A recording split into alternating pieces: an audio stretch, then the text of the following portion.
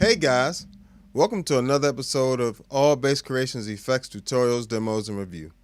Today, we're going to have a bass filter day, okay? So, what you kind of heard there was 3 analog filters up front.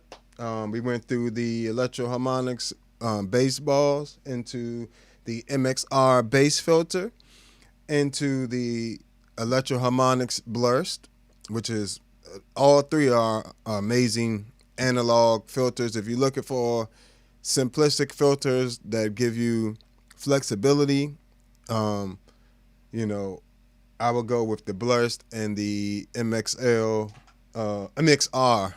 bass envelope filter, analog filter, right? In terms of analog pedals that are reasonably priced, you know, we try to give options on how you can get that tone without breaking, you know, $50 million in cash. You know what I'm saying? So those 2 are great options for analog filters. As a bassballs is too, but it's a little bit more specific to a type of sound. You know, make sure y'all hit that subscribe, like, and share button. I appreciate y'all hanging out with me. You know, we're gonna be on live stream on YouTube if you're over on Instagram. But yeah, feel free to comment and chime in, and I'll try to get to in the majority of questions I ask, you know. So starting off,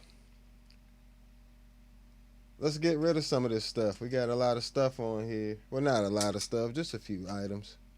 So we're gonna keep a few tone items on here just throughout the video. So let's just hear what that sounds like by itself.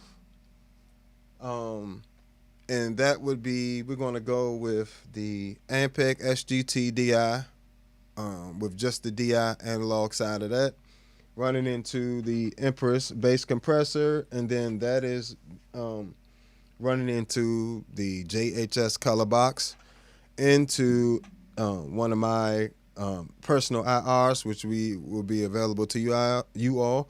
But it's an IR that I made of a Gallien Kruger 115 mic'd up with a Audix D6 and a RE320.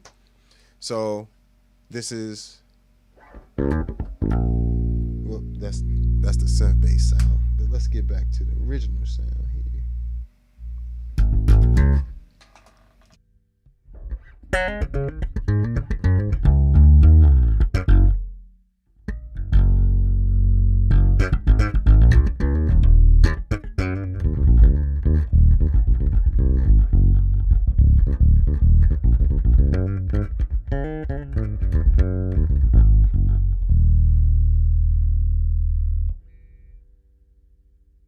So, just gives me flexibility on stuff, you know.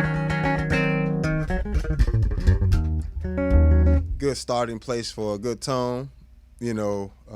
So we're gonna roll out from there, and that's only 8% on the IR there. So the majority of that is the all the coloring coming from the preamps and the compressor. But let's go.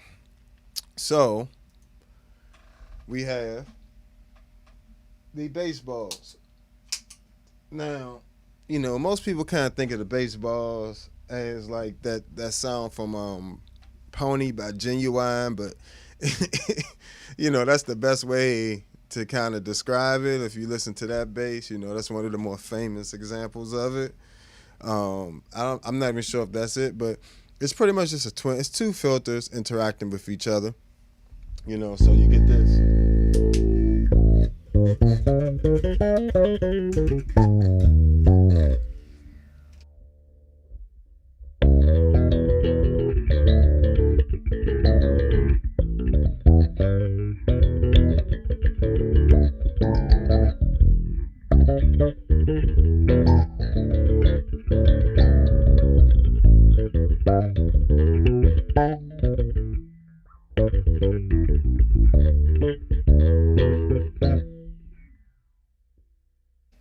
So, you know, it's got that like vocal aspect to it, and that, of course, that comes in handy with synth stuff. Even just adding something like the Poly Blue, which has distortion and octave up, different octaves, right? You already won half the synth battle.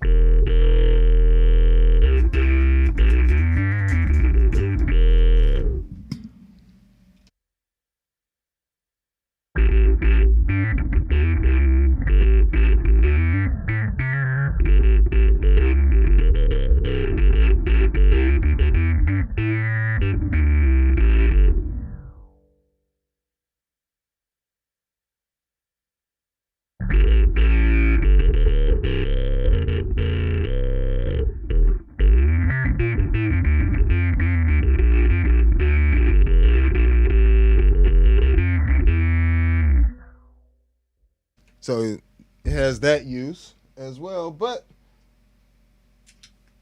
you know, you can also use it for pads and things like that as well.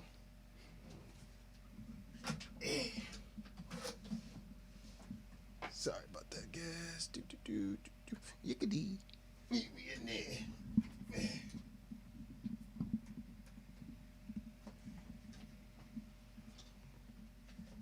Oh, come on. Sorry, guys. Got this pedal kind of tangled up down here, but we back in there.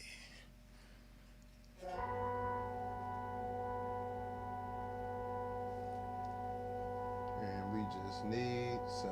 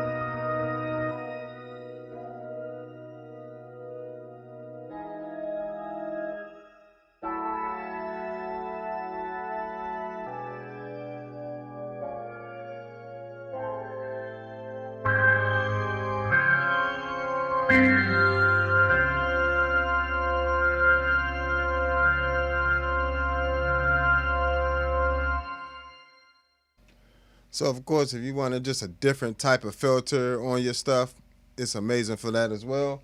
You know, but nice, affordable filter, analog filter. I got that joint for like $40 from Guitar Center used. Years ago. That you can find them everywhere used for about $40, $50, maybe even 60.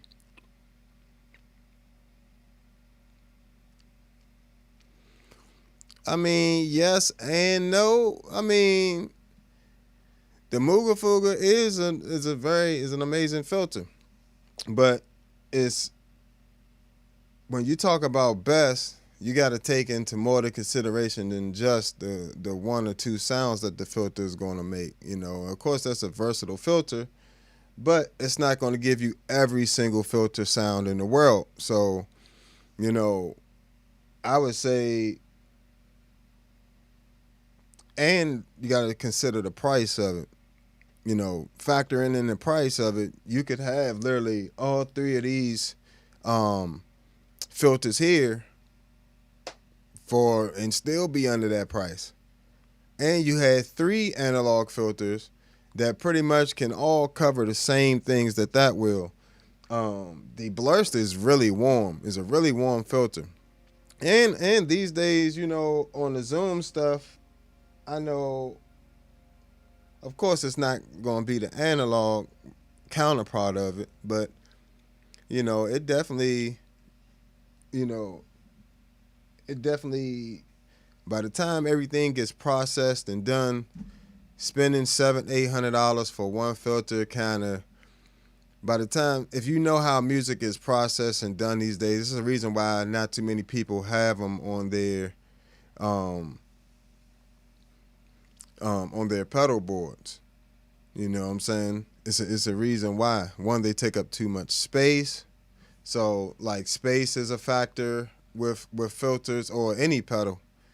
It's a reason why I don't always take all these bigger preamps and all the Hog 2, things like that. It takes up pedal board space. It takes up a lot of it. So, it definitely, size is also a factor. Size, price, quality of the filter, durability of the build. So, the Muga Fuga LP filter definitely covers a lot of those boxes except for the size and just the price of it. You know, definitely a good option though. But yeah, so the baseballs definitely has an amazing, if you're on a budget and you want to get into a different filter that, it's a pretty common filter but isn't commonly used, you want just a different sound, that'll do it. Now, one thing that a lot of people don't know is when you open up the electro harmonics baseballs, there's a pot inside that you can turn and it can adjust the frequency sweep to accommodate it a little bit more for bass frequencies or bass instruments rather. So that's also another little tip for you if you didn't know. You can actually change the sound of the filter slightly to be geared towards guitar or be geared towards bass, and you can anywhere in between. So good options. Appreciate y'all hanging out with me. If you're on Instagram, you can check me out over on YouTube at the Bass Niggas. Also, if you guys are finding this information useful, check me out on Cash App, you know what I'm saying? Or Super Thanks, Super Chat, whatever they call it. I'm not sure. But yeah, so MXR bass envelope filter is up next. So another affordable filter that doesn't take up a bunch of space and is very commonly used. I love it because it's actually it's actually the first filter I ever bought, but they're around $140, $150, somewhere around there, and they sound amazing. But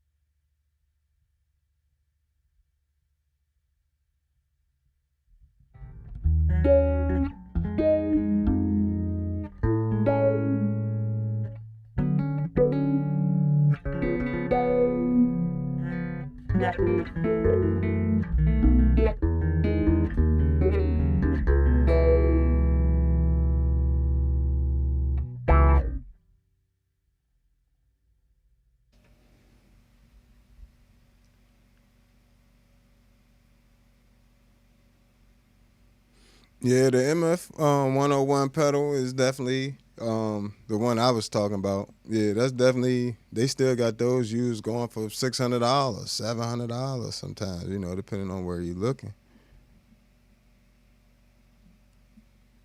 Find them. I'm looking at one on Reverb for 2,700.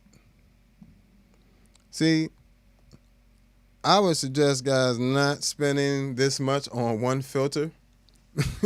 If you really don't have the budget, I would not stress over this of a Mooga Fooger or name brand or whatever the case. Get what sound good and get what's reasonable for you. If you can afford it, go for it. But if you can't, there's other affordable options that nobody's going to complain about. But they do sound amazing.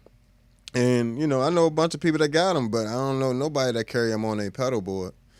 I know a ton of guys that carry baseballs or the MXR on their pedal board, and that's for a reason. These are staples right here as well. So there's been a ton of songs made with the bass envelope filter by MXR, and been a ton of songs made with the Mooga Fooger. So everybody can find something that's useful to them.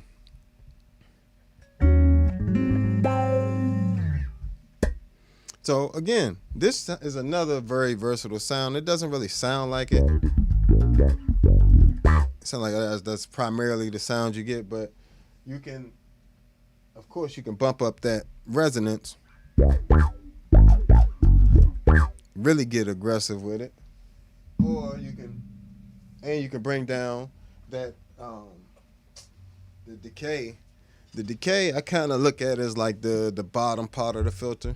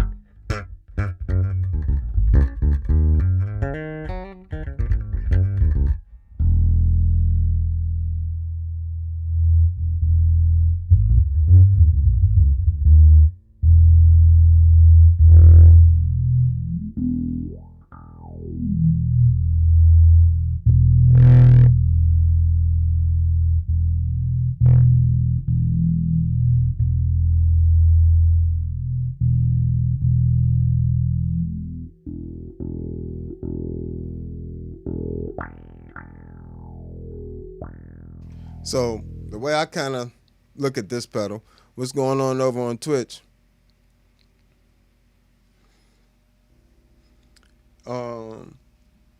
Everybody, welcome, join. Appreciate y'all hanging out with me. So, yeah, and I kind of use the sensitivity knob, even though it's technically controls how much the filter is opening and closing. I kind of think of it like the top end of the filter. So the more sensitive it is, the more the filter opens. So only way to really, other than your actual dynamics, like the way to control how much it opens, no matter how hard you play, is to get that sensitivity knob to bring down how much it'll open up in the first place, ultimately bring it down the actual frequency peak of the filter, and then using the decay to come up, bring the rest of the filter up, where I want it from the low end. Then if I have a thinner sound by itself, like that,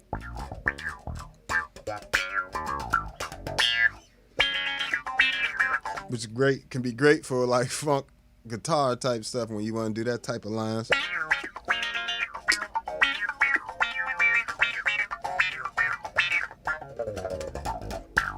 And then you can keep your low end by bringing your dry signal back in there. And that's an important feature of any bass filter, for real, for real. That's my main gripe with the bass balls.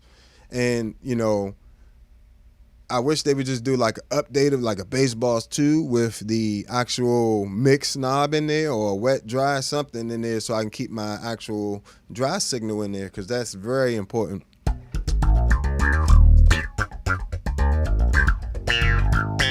See, now I got some body to it.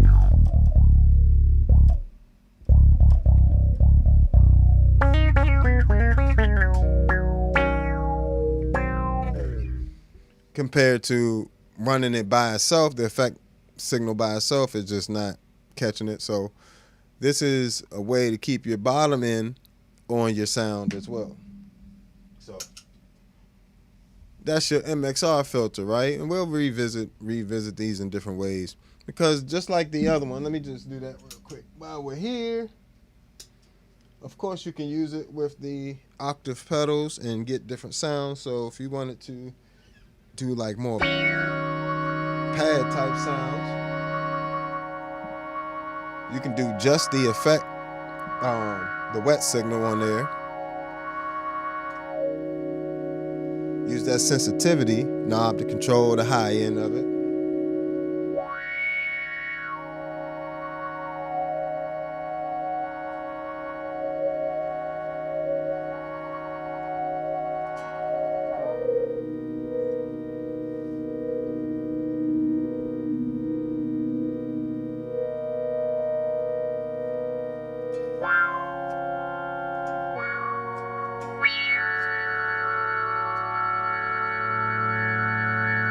Bring in a little bit of the dry signal.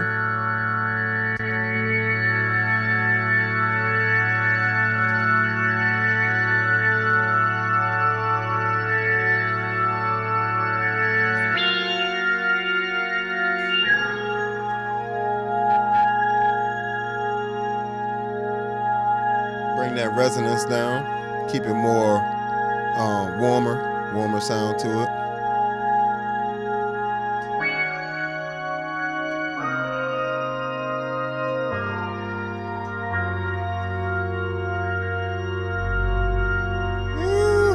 Hog nasty. Let's bring in this. Yeah, that's it right there. For that bottom come in, that OC5 combined with the Hog 2.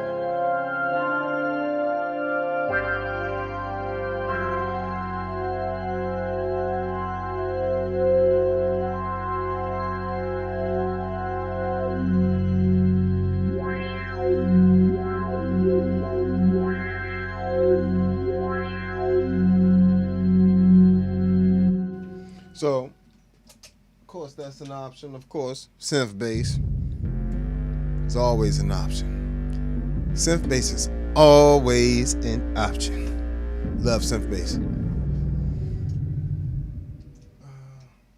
Let's take that distortion off real quick. Just nasty McNasty. There we go.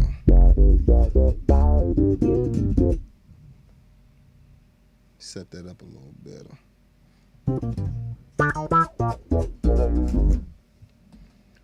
Let me see what we got here. Let me take that. Appreciate y'all hanging out with me. If y'all can hit that like button for me and that subscribe button, I appreciate it. Definitely appreciate y'all hanging out midday with me over here. Just get straight nasty. Yeah.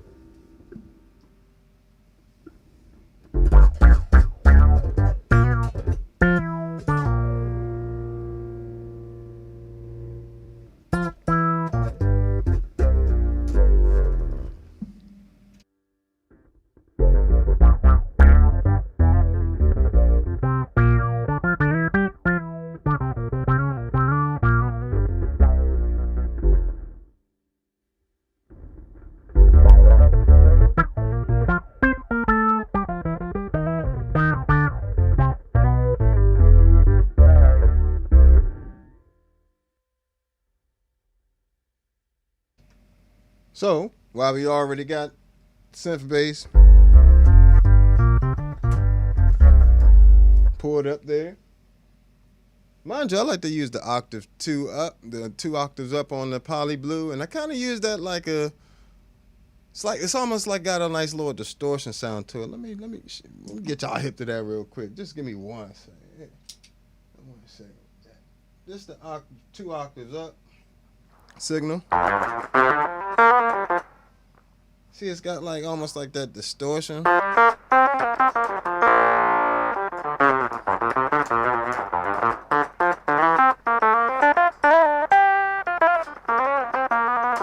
Right?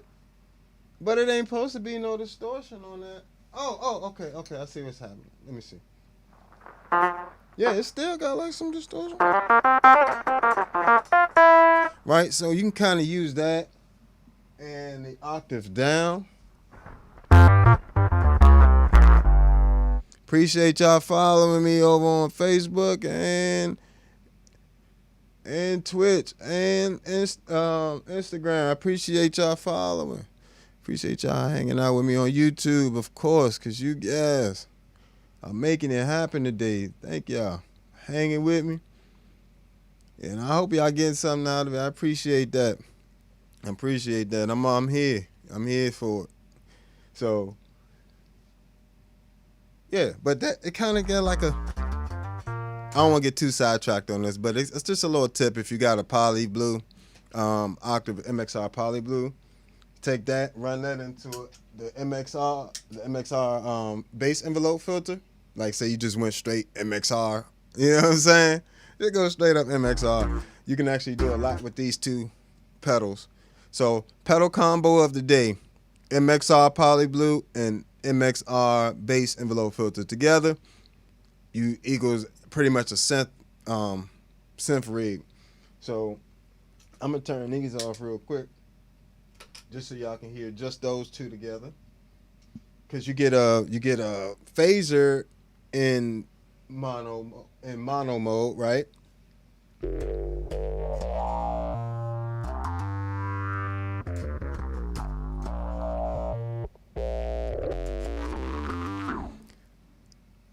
Yes, I am willing to do Zoom lessons, and I am also doing an improvisation course and a bass technique course that'll be available on Patreon really soon.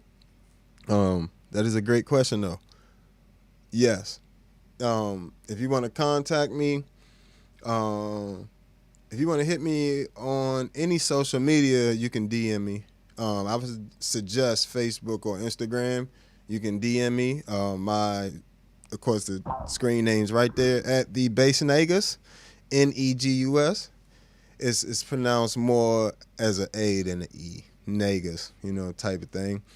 In case want to get in trouble, but that's my name. So, yeah, hit me up on there, and we can set something up for sure.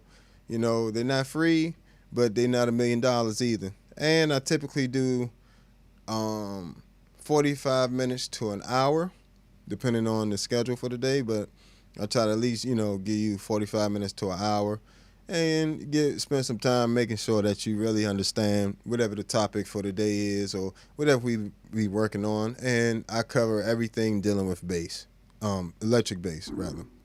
Anything dealing with electric bass, I cover it. Tapping, techniques, reading, jazz theory, all that stuff.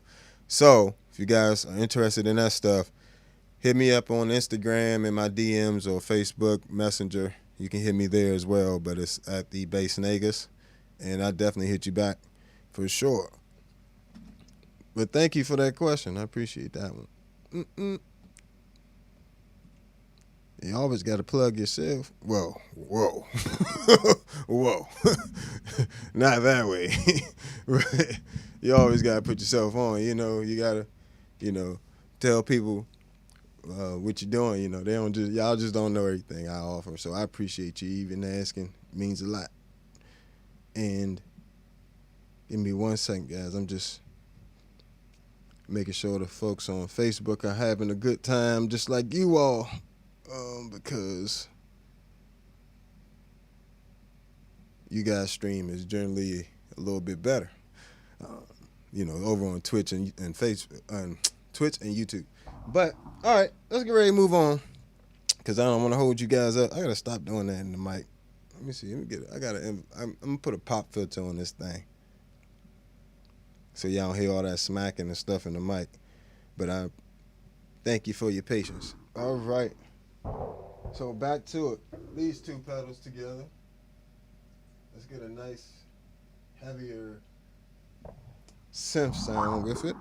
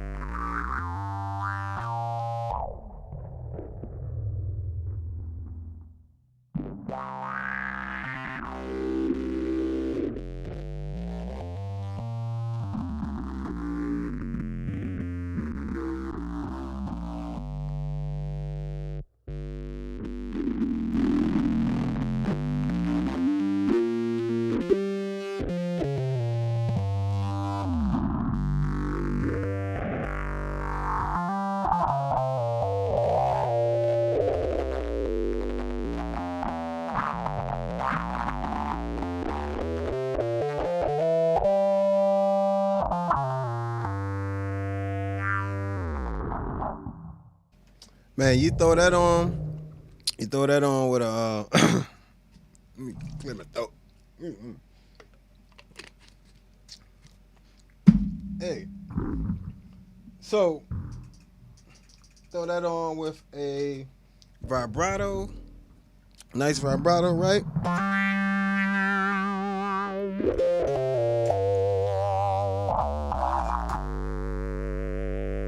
Straight up synth.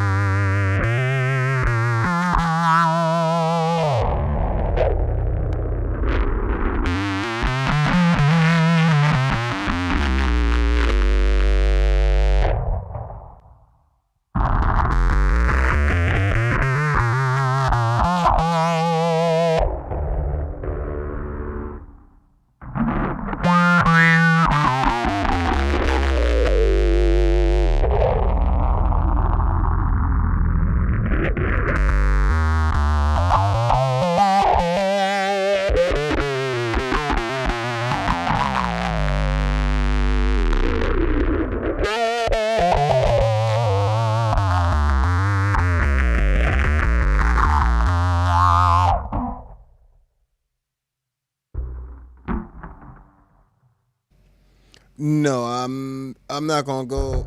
Um, I actually sent the Spectrum back. I actually sent that Source Audio Spectrum back, but I still have a C4 here, and that has all the same filters. That's why I sent it back, because it's pretty much I have the C4 and that has everything that pedal has. Plus, I can use the presets from the Spectrum on the C4 when I want to. And then I also on the C4 have access to synth sounds, whether it be square wave, saw wave, sine wave, PMW. You got access to all that stuff on there. So I would say definitely if you're gonna get between the two, go with the C4. You'll be generally more happy. But if you got a Spectrum already, because the Spectrum's easier to use, it's not as complicated as the C4. So if you're not going to use the synth sounds, then hey, the Spectrum is a good option, and it is $40 cheaper. So if you're on a budget, you can get a Spectrum and the bass balls. But I wonder if you can, because I am going to go into the C4, which is going to have all the Spectrum Source Audio. Pretty much all the Source Audio filters is going to be in the Spectrum as well. I mean the C4 as well. So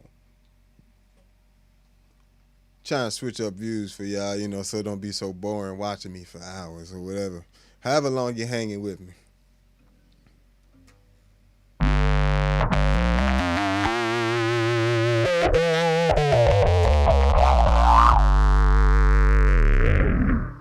But since you went there,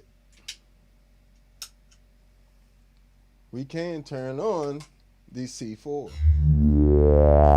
See what we got here.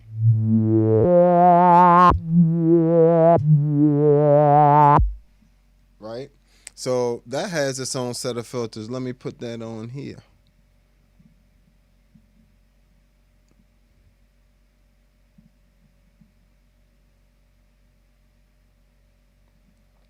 In fact, let me put this one more place. Bam. You guys are awesome for hanging out with me. I really appreciate that. If you could hit that like button, subscribe, like, share, hit that Cash App if you get this helping you out, or super thanks, $1, $2. Hey, I appreciate it all. Whatever you help me out with, I appreciate it. So if you're on Instagram, you can head over to YouTube or Twitch, and you can get a much better view. Yeah.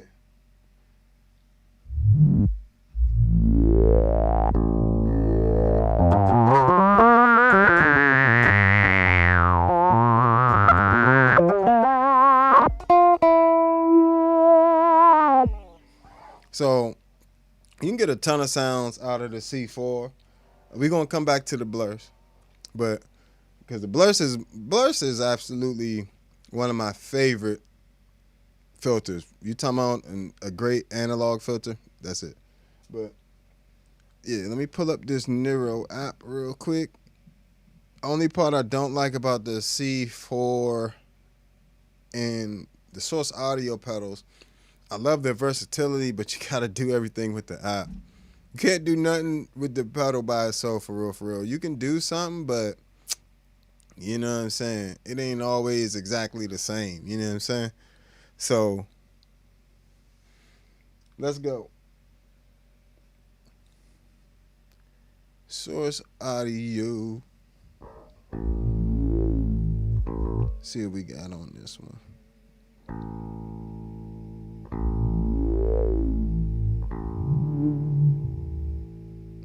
Plus, this thing be acting up sometimes.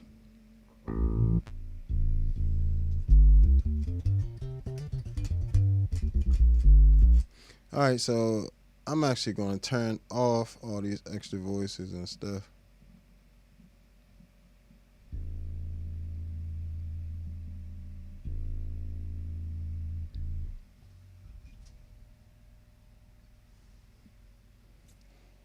This app stay acting up. That's the only thing about these Source Audio pedals. Like, the app is great when it's working, but it just be acting up. And then, in turns, slows your progress.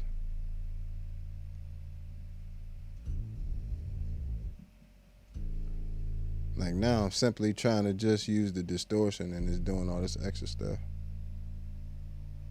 It's not even responding.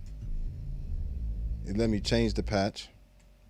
See, and this is where analog stuff be killing, because analog pedals, I went through 2 of them, and you just turn them on and they work. The digital stuff, you be in here fiddling with stuff and trying to get stuff to do what you need it to do, while it's steadily fighting you, because they ain't worked all the bugs out of this. There we go. And all I was trying to do was get to a mono input. Let's turn that off. Let's put this voice 1, go to envelope 1, filter distortion. All this just to get to the filters. Oh, come on. Alright, here we go. I wish I could have pulled this up on the screen, but it be this app on when I'm running my broadcasting software. It be slowing up my stuff, so I don't want y'all to have a glitchy view. All right.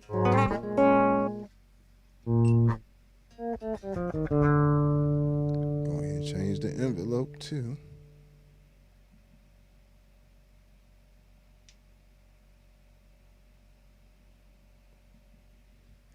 Let's just go with Snappy.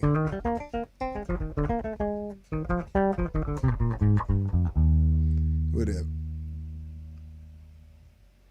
Does not like to give me my dry sound. But let's go through some of these like low pass filters. See what they sound like.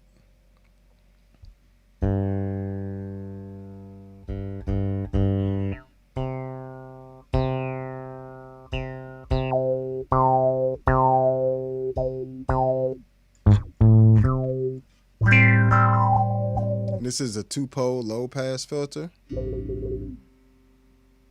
Mind you, they only really give you 1, 2, 3, 4 different parameters per filter.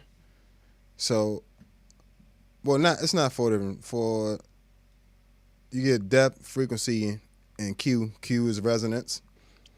And then you got the envelope LFO. You can choose whether you want it to, which source you want it to go from. So, quick example. The Blurst is an LFO pedal, meaning it uses a low frequency oscillator to constantly go up and down to a steady tempo, or sometimes it can vary. But compared to like the MXR bass filter was a dynamic filter, so it responds to the dynamics that I'm playing with. So these are different types of way of getting the filter to open, basically open and close. So with the LFOs, you also get different sine waves. You get different. You can use sine waves, saw waves. It's different waveforms, basically square waves. So right now, let's see what this envelope is set to.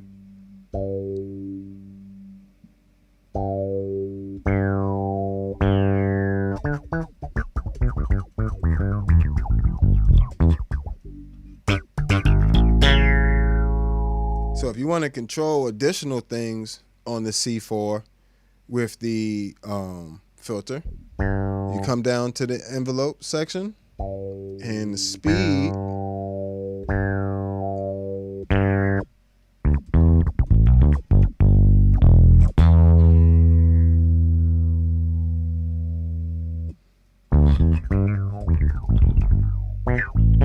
speed is going to control how fast that envelope opens. Remember, the envelope is controlling when the filter is opening and closing. And mind you, you got a ton of different envelopes here.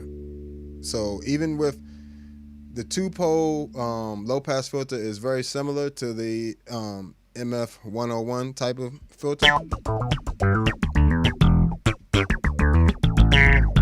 It's going to give you that that's very much a Moog Fugger type sound, as well as the Zoom stuff has one as well, but we'll get to that.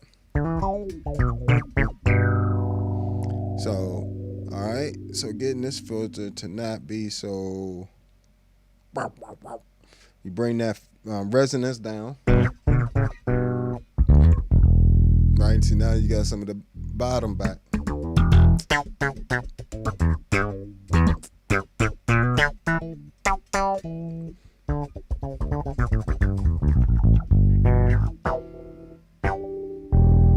So we can have that filter go lower.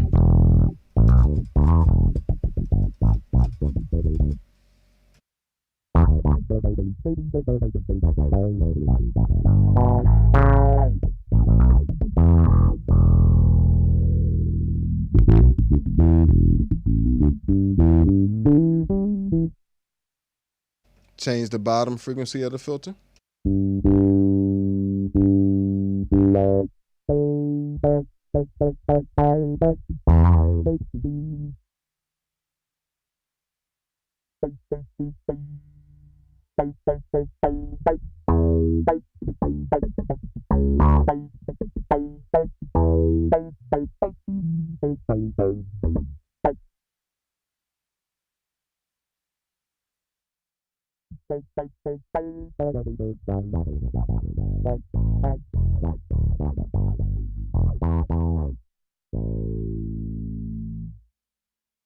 And just so we can hear things a little, I turn on just a little bit of distortion here. Just enough where it can grab, where it gives the filter a little bit of something to grab onto. So you got, but I wanted you to hear how warm that filter can get. For it to be a digital filter, that jam was getting warm. It was getting warm on them. Even by itself.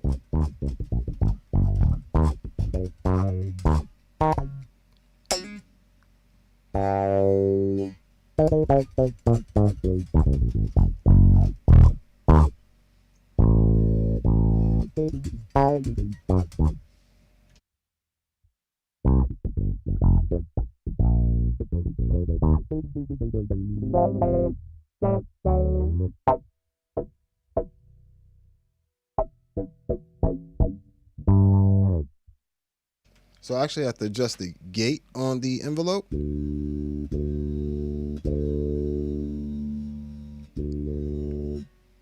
And the sensitivity.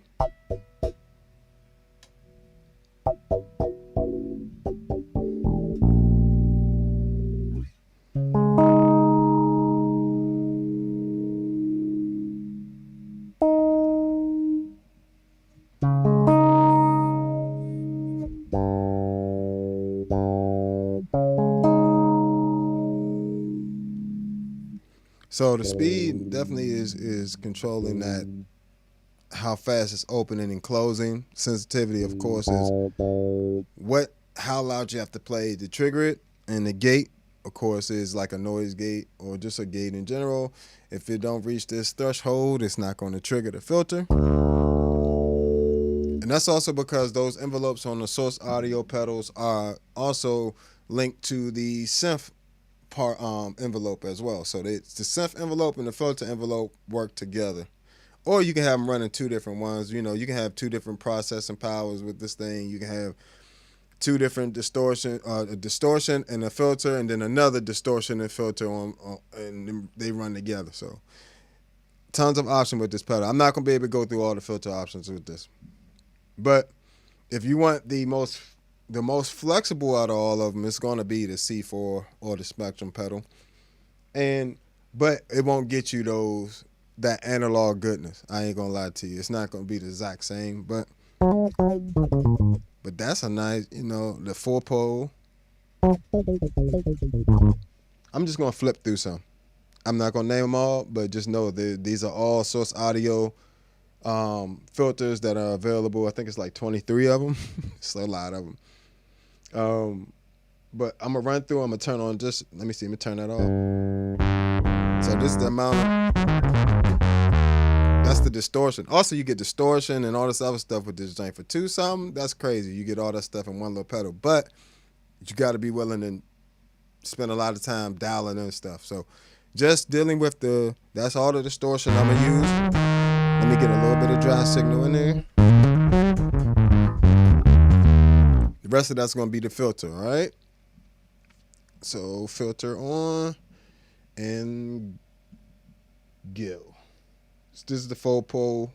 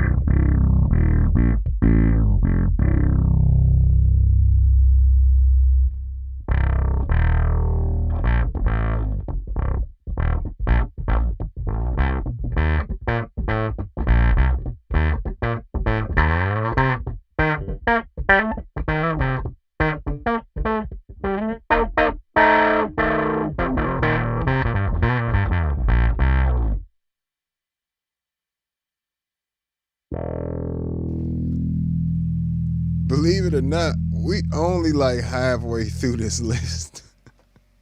There's so many of these joints in here. It's just we're gonna keep going in 1 second. I just want to say subscribe, like, and shit. I gotta say it. You know what I'm saying? We're going through all the filters on the source or the source audio pedals. Come on, yo, you guys to give me a like and share for that. You see how many of these joints it is? We just going through filter after filter after filter, and you see they all sound slightly different. You wouldn't think it's this many filters if you weren't experienced with filters, but they're crazy, bro. Like this, and it's all in this one little pedal. Like this is just this. We ain't even getting to the synth sounds. We ain't go through all the distortion, the bit crusher. We ain't go through the envelope section, the LFO section, the sequencer section, the synths, the different synth and octaver section. We ain't go through none of that stuff. Not to mention the EQ section and the mixing and all the other stuff you can do. Or the external foot switch options you have with this pedal. And this is just one pedal. It's not like 50. It's a multi-effects unit. It just looks like one pedal, but it's a multi-effects unit. I can say I vouch for it. Even though I think I would like to see an upgrade to their tracking on their synth stuff. That's just me. But you can't complain because the rest of the pedal is such a value to you. So let's keep going.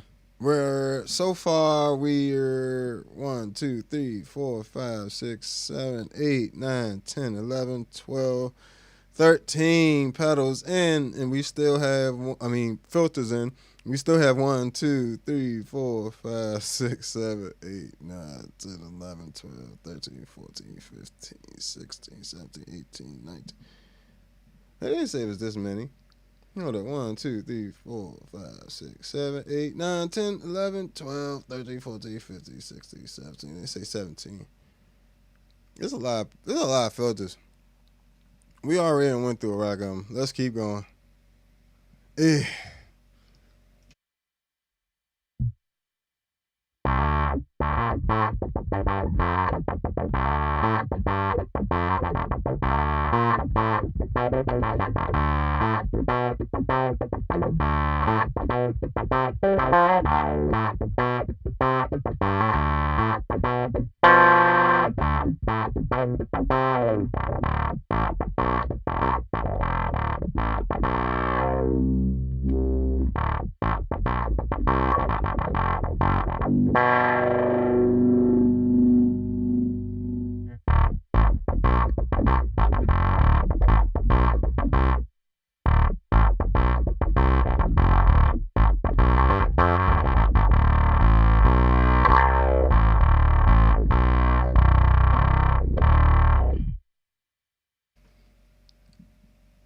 You see, they just have like little subtle differences about them. Some are really aggressive. Some are like really subtle. You know, depending on, and mind you, we're not changing any. Say all these settings are staying the same from filter to filter, and I'm just changing the filter. But all these got plenty of options for you to change things, sync them to things. You know, this pedal also runs MIDI. Yeah, the Boss vocoder pedals are awesome too, and I'm gonna show you how to use I can show you how to use a vocoder pedal as a filter as well. But right now we're still running on this C4. So let's keep going. We at the triple peak 1.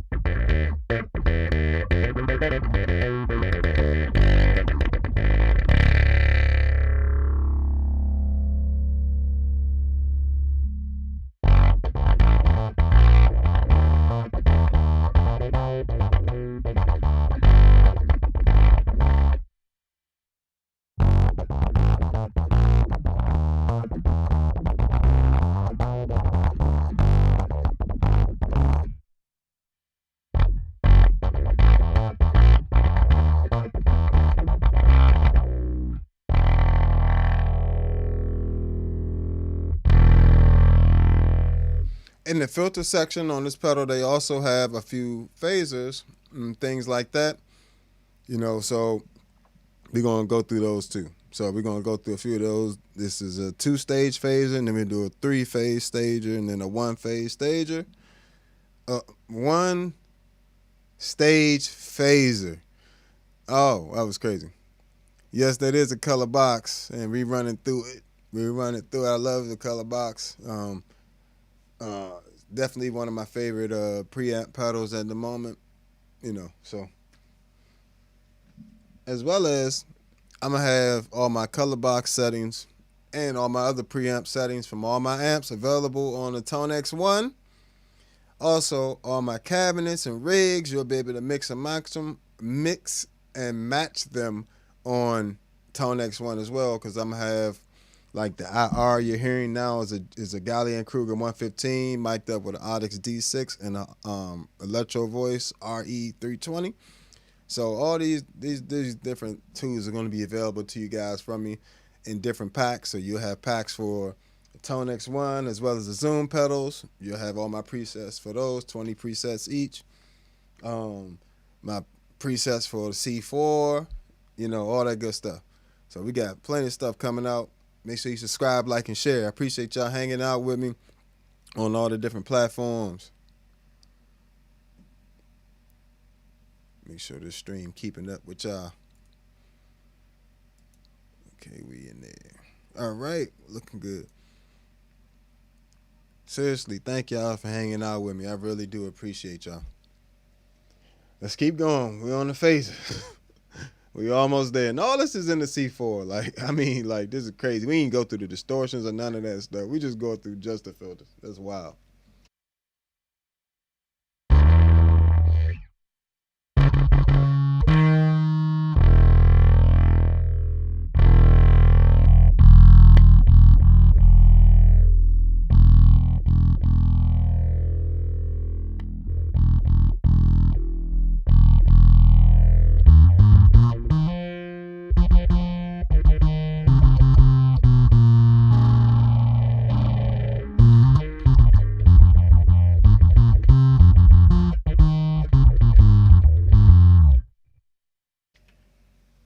The source audio pedal is for that C4 is for both.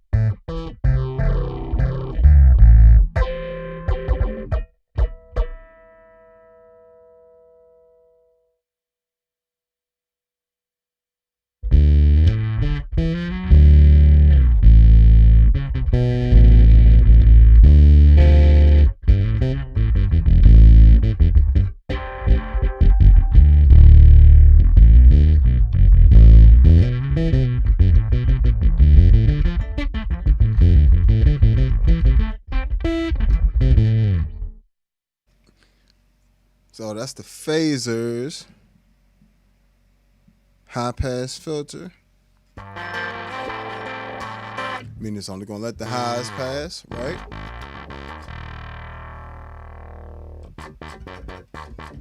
And you can set that, say you wanted to run that with your dry signal, that'll work out well. So basically, the ones with peak next to them are, even if it says like for instance, there's two. You got a peak filter type thing, and then you have like a notch filter type thing, and you can have like a peak notch peak, or you can have a triple peak. They got all these different pedals. But the ones with peaks are a little bit more aggressive. So as you saw when the really super aggressive one is the triple peak 4. And that was this one. Super aggressive. But then we got the classic wah.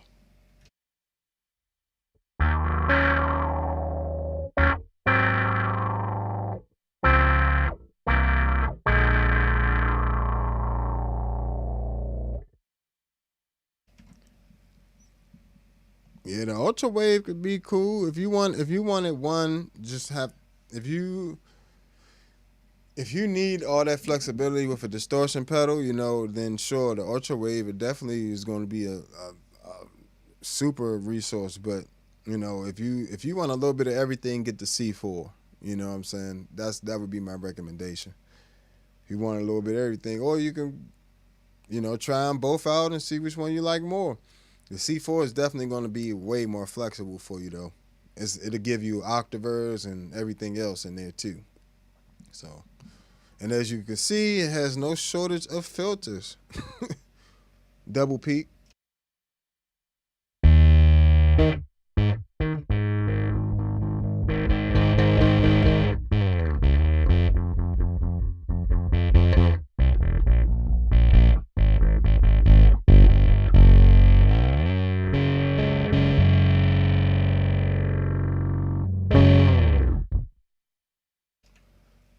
Fire. And the last one is a 6-pole all pass.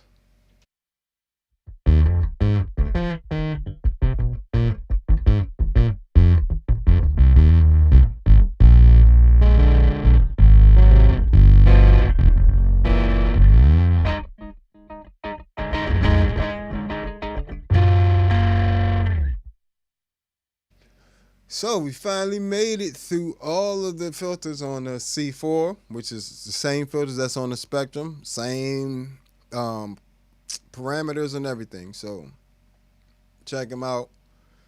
C4 or Spectrum filter, either one. I also did a review on the Spectrum filter already.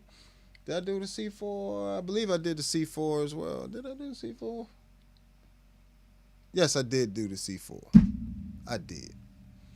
So check it out. Check both of those pedal reviews out. I mean, I've done reviews of almost all of these pedals.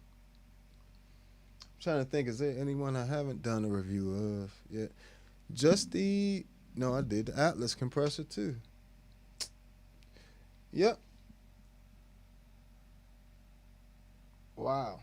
Yeah, I've literally done a review of all these pedals. So any pedals you see up here and you want to see me go in more in depth about, or sooner than I get to it, right now, you can always find that review on my page somewhere. Everything, and it'll give you some different insights on, just focusing on that pedal, rather, just focusing in on it. That was so difficult for me to say. And please subscribe, like, and share. I appreciate y'all. Hit that Cash App and them super chats. I thank y'all. If this helped you, definitely support the channel. Appreciate y'all. So, now that we through the C4, we got the let's go ahead over to the blurs. You know, this is my baby right here. So I'm just gonna go ahead and skip to my like one of my favorite sounds with it, which is the MXR Poly Blue octave down, octave up with excuse me, some distortion in there.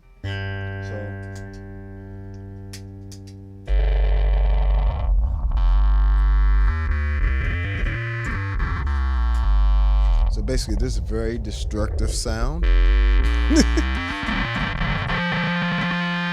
get my EQ right. The EQ is super important for how things are tracking. Let me just help you out real quick. See, I'm going with a very thin, like upper mids boosted type of sound. It allows the octavers to track a little better, and you can roll off your highs as well, just a smidge if you have a very bright bass like myself.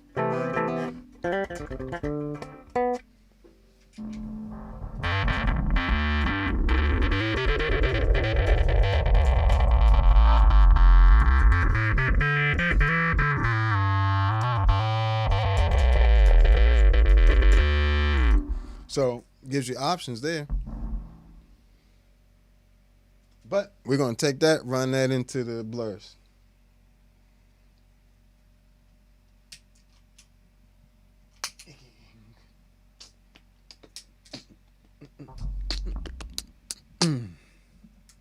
Let's go. Where's my pedal? This one.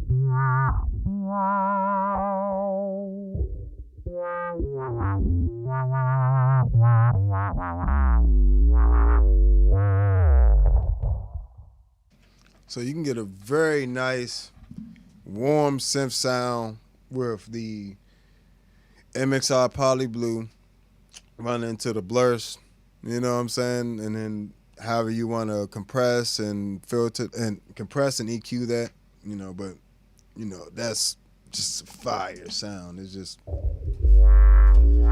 there's nothing you can do about it. It's just a fire sound.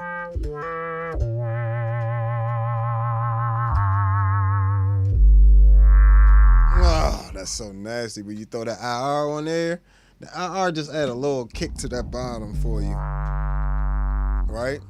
That's cool. But then you add a little bit of the IR.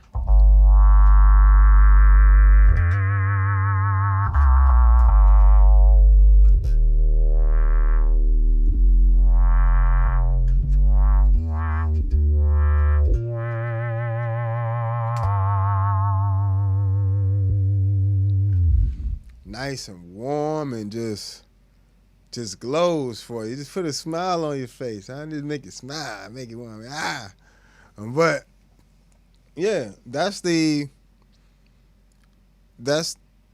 power of an analog filter, right? You know, it's gonna kick on and it's gonna just sound good, like more than likely.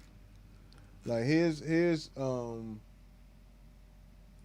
without the blur.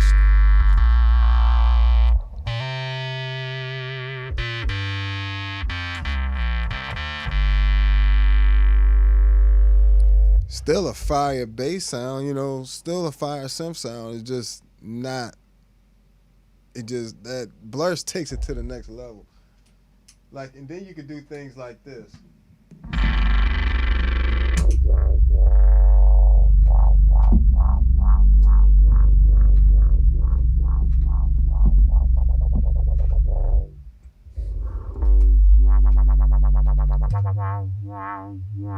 Put it on that LFO, and now you control, instead of sweeping the filter, because I was using an expression pedal. I didn't explain that.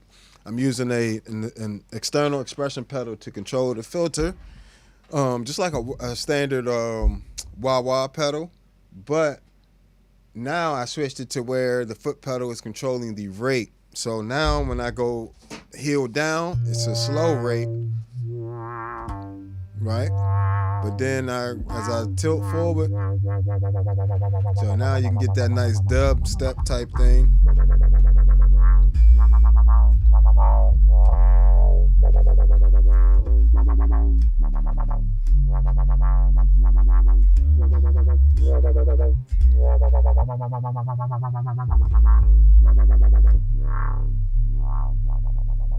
And now you got different settings there, you know, that you can play around with, sweeping between the two. Oh yeah, that's the Poly Blue is I don't know why more people don't talk, why more bass players not talking about the Poly Blue. Like, I don't understand it. Yeah, that's the Poly Blue running into the blurs. That's primarily what it is. I mean, I have on the Empress, I have some other things like the color box and stuff. Let me turn this other stuff off real quick. And I also have like a swell vibrato on the MS-70 CDR that I'm using as well. It's one of my favorite modulations. It's like I use it like the pitch wheel on a keyboard, but I have it set up to do it automatically, you know. Because I typically like my vibrato a certain amount of seconds from it. Yep, the electro-harmonics blurs. That joint's a dog. That thing changed everything, and it's warm. You got it. I'm trying to tell you, it's warm. It'll light them subs up. That sucker warm.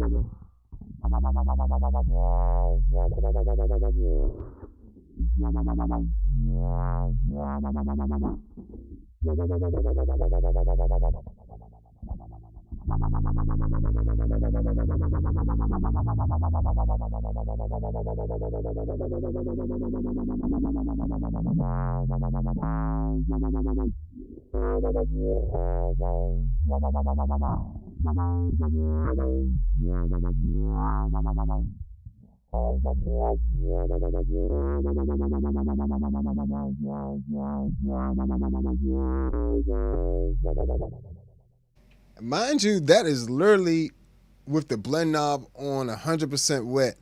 Ain't no dry signal in there. So you still got more options with that pedal, as well as you can change that cutoff frequency of the filter.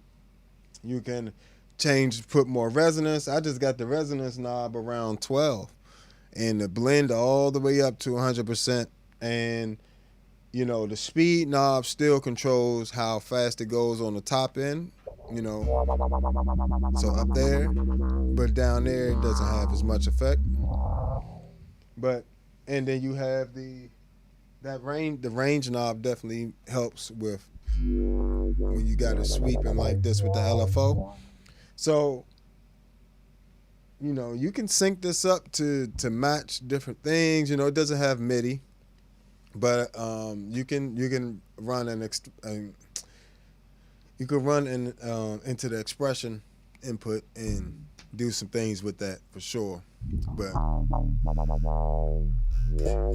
with the blend knob, here's the blend knob on 50%.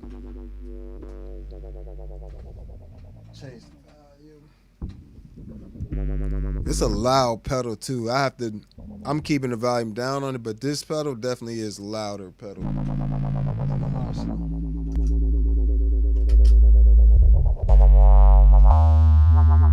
I just kicked on the SGT, Ampeg SGT, and the Empress bass compressor. Once you go analog, stay analog if you want to keep that warm goodness. So I'm going poly blue with distortion and a bit of phaser on there as well. That's just octave down, octave up, running that into the blurs, running that into the Ampeg SGT, and then into the Empress bass compressor. I still have a little bit of the vibrato here as well, but that doesn't affect the actual warmth of a sound as much. But here we go.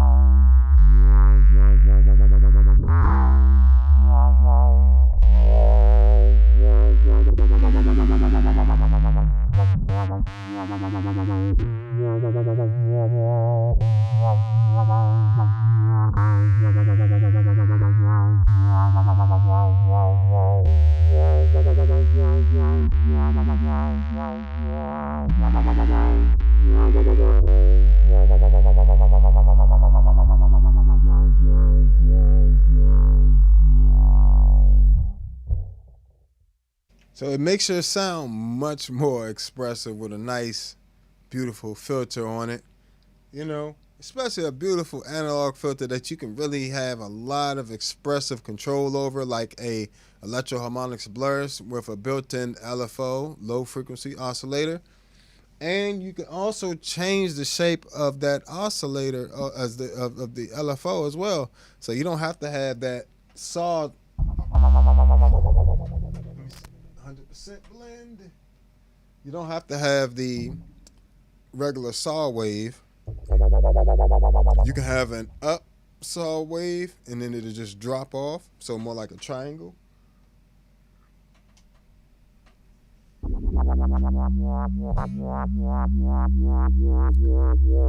Right, that gives you that type of sound. Versus the reverse of that.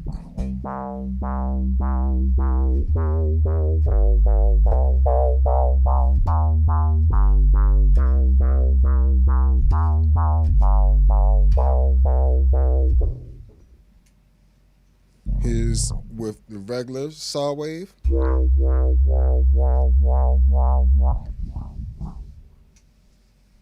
Ramp. This would be a ramp up. So it's opening versus it closing.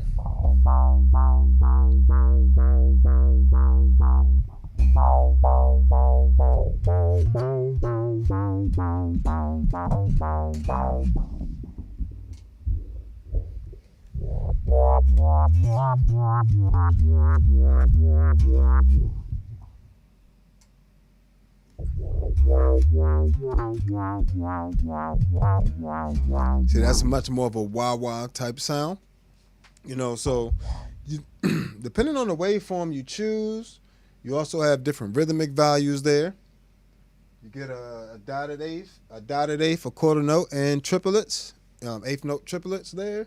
So, you know, you got a lot of little options with this one small little filter.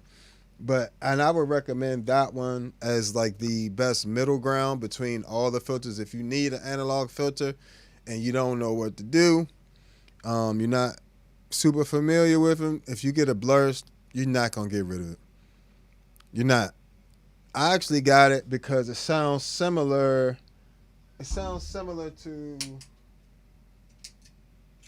this one on the Hog 2, because the filter on the Hog 2 is amazing as well. So I don't need this stuff.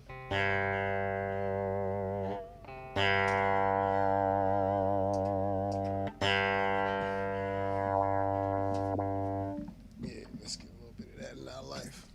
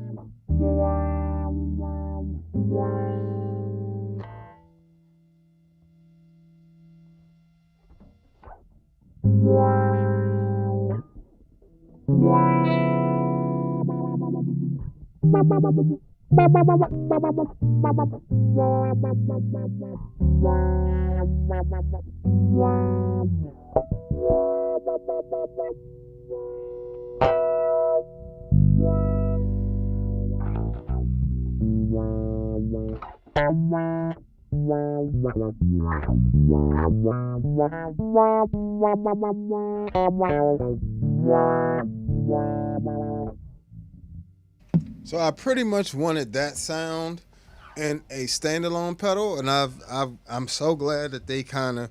I know it's not the exact sound, because one thing I didn't like about this filter being on the Hog 2, I love it on there, mind you, but only thing I didn't like was that I can't run my dry signal through the filter. I have to use the original signal, which is like a copy of my bass sound. It's not my exact dry bass sound, and I couldn't use the filter by itself. So when they came out with that blurst, I was like, oh, needs that. Plus, it's hard to find a filter that warm under, you know, under $300. It's just hard to find a filter that warm under $300. So it sounds like a much more expensive filter than it is, But like, you see, none of the other two were that warm, and even after going through all the ones on the Source audio pedal, none of them were that warm. They have the LFO built into the ones on the C4 as well. So if you wanted to do like that type of dubstep type of sound with the C4, you could as well, or the Spectrum. But the difference is going to be that analog circuitry they using in the in the blurst is just, it's crazy. All right, so let's move on. So now that we're done with those are all the analog filters I have, and all the filters on the C4. Now we're gonna go through the filters on the Zoom pedals, and the ones on the multi-stop series are all the ones on the MS60B Plus are available on the MS70 CDR Plus. So if you wanted to use, like, if you're not using the amp models in here, and you're not using the preamps or the synths, all that other stuff, you do get a few filters in here. You get quite a few filters. Let me see what we got here.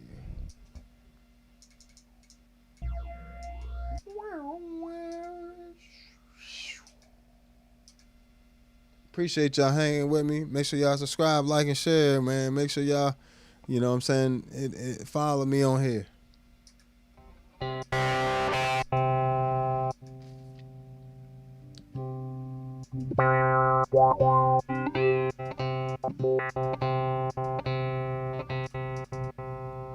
Let's go down here. 1, 2, 3, 4, 5, 6, 7. 7. You get 7 filters on there, right? So things like this bass auto wah. Get my EQ together.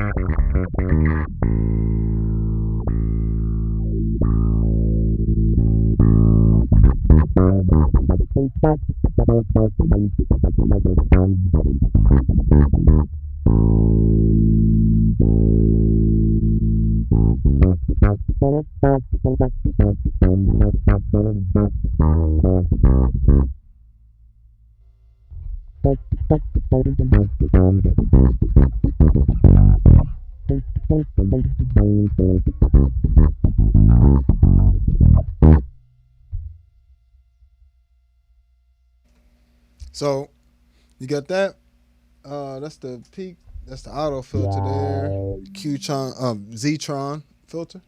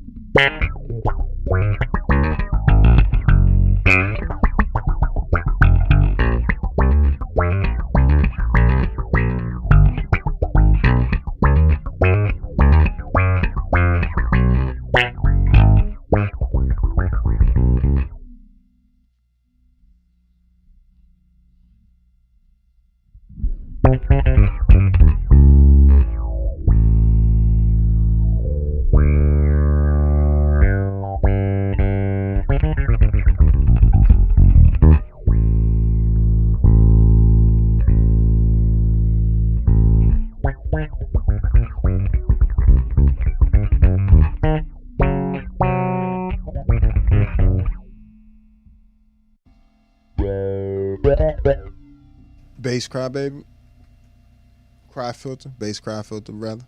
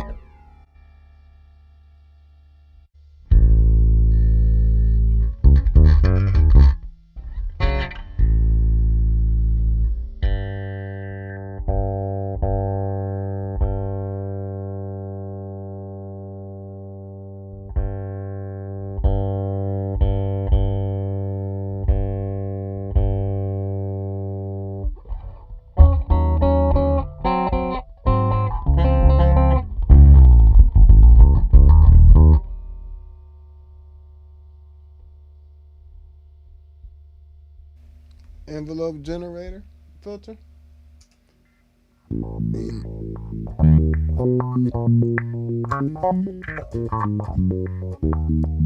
Plus a nice sequence filter with different, you can set it up for different steps, different time signatures, different patterns on different stuff.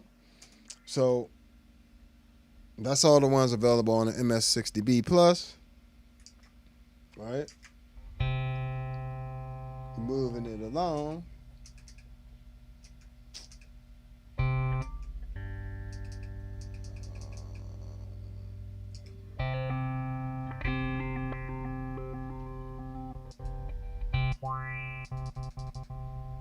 You get quite a few extra ones. Not extra, really. You get more on the MS70 CDR. In terms of filters, you get, let's see what we got here. 1, 2, 3, 4, 5, 6, 7, 8, 9, 10, 11, 12, 13, 14. 14 different filters, right? That's an amazing amount of filters, especially for a pedal that size, and has a ton of potential, of course, to be different things. So you can 6 effects at a time plus all the other effects in there. MS70 CDR plus ain't looking too bad, stereo in and out. Good. Amazing little pedal. It can run on 2 AA's, you know what I'm saying, or USB. It can run on USB power too, and it has an app. You run it on your iPad. You have to use an Apple device. iOS device, pretty much a iPad or iPhone, and get the app. App is 99 cents. It is not free, but yeah, you hook that up, and then you have access to your presets that you could just select from a list. You don't even have to have them in order, but you can reorder them. You can reorder your effects and all that good stuff. Oh yeah, the Zoom ones, these MS70s, this multi-stomp series is fire, especially for the amount that they cost. As you can see, like on this little pedal board, they allow me to have 12 effects between the two of them. Just those 2 pedals, that's 12 effects. Then you got the Tonex one, same thing. It's got it's about 5, 6 effects at a time in there. It doesn't look like it, but it is. So, I think the key to the new pedal boards is going to be mixing those analog preamps and compressors with the digital stuff. So the digital stuff running into the analog stuff is still going to give you a ton of warmth, and it's going to warm those filters up as well. So running that filter, so say I'm running this filter here, I'm running an analog compressor before. Normally, once I go analog, I normally stay analog, but I had to compromise for this pedal board because I needed the delays and reverb still for certain sounds. So I had to, under duress, under the threat of not having all my sounds I needed, I had to put this digital pedal in between my beautiful analog preamp and compressor. I'm not hot about it, but it's not my favorite idea. But I'm trying it out, seeing if I can still get there. But either way, I got the color box running last because that's like running into a recording console. So I'm just giving it some. It's just giving that color of a Need 1073 a bit in there. So I got that running last because it's not going to compress it. Like the compressor can't be. I don't like compression after my delay and reverb. It makes the room sound weird. And the whole point of running for me delay and reverb is to open up the sound into a room. So either way, back on track here. I have the compressor running into the envelope filters in this situation, and then out into a analog preamp to warm it back up. So let's see if that actually helps. So let's start with the Ottawa. Some of these filters in here are also guitar oriented, and some are bass oriented, but we're gonna use all of them real quick. We're gonna go through all of them.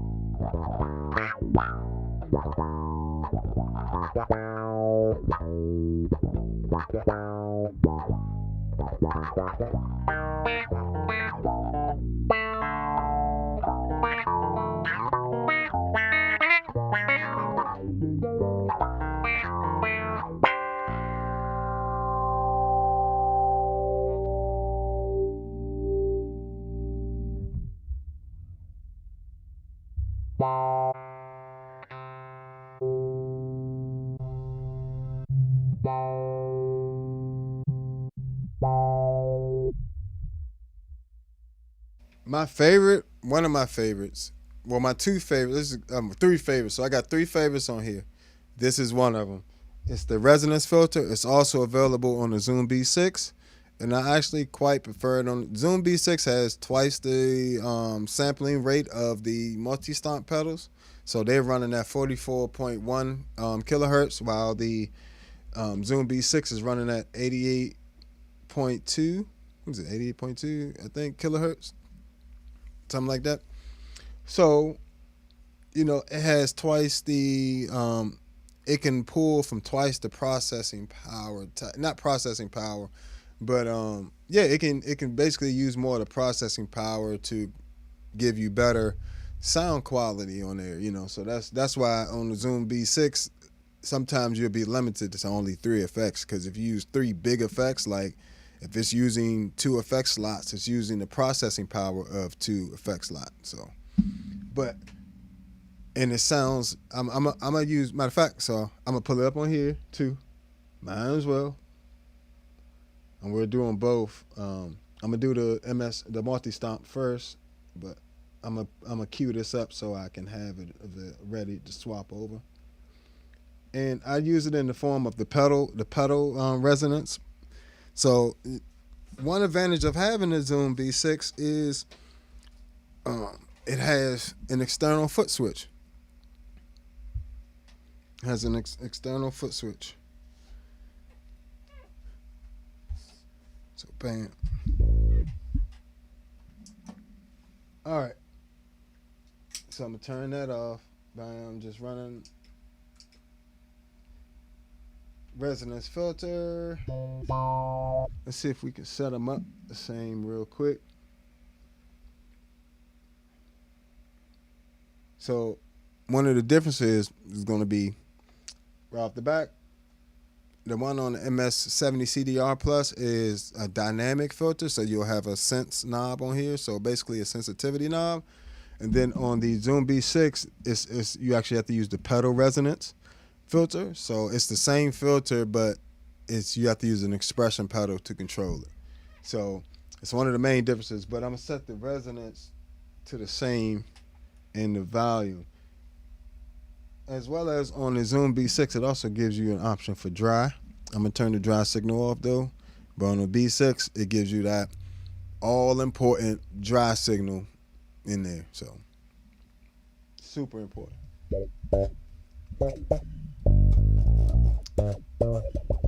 Here we go.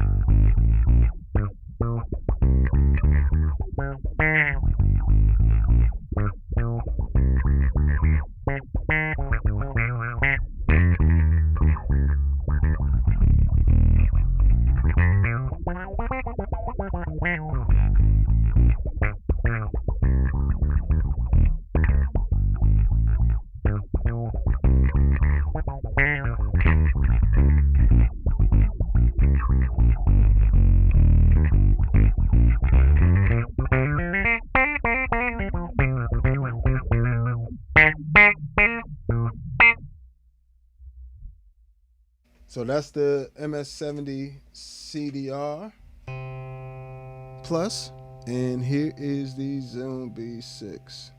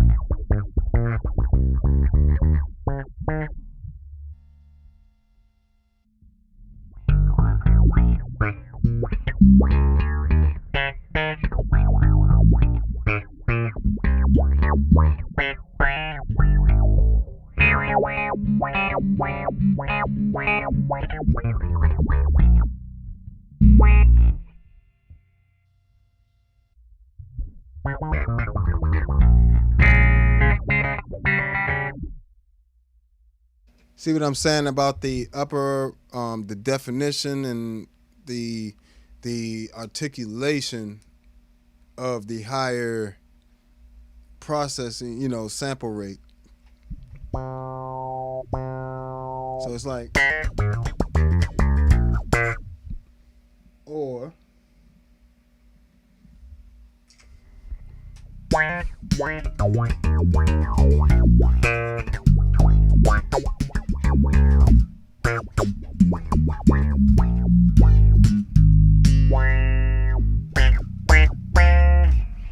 just much cleaner.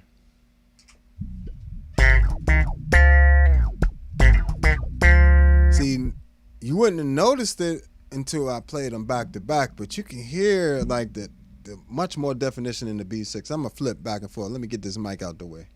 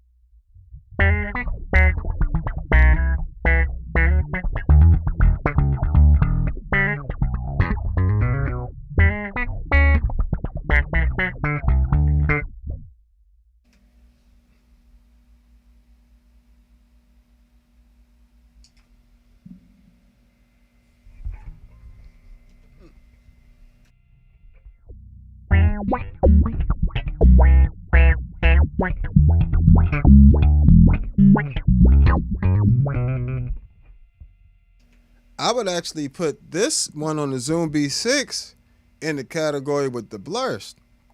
I think this would be, let's do this in the blurs. So we're going to do B6 and then we're going to do the blurs and we're going to go back and forth so we can kind of, but the B6 is going to be first. And you tell me which one you like.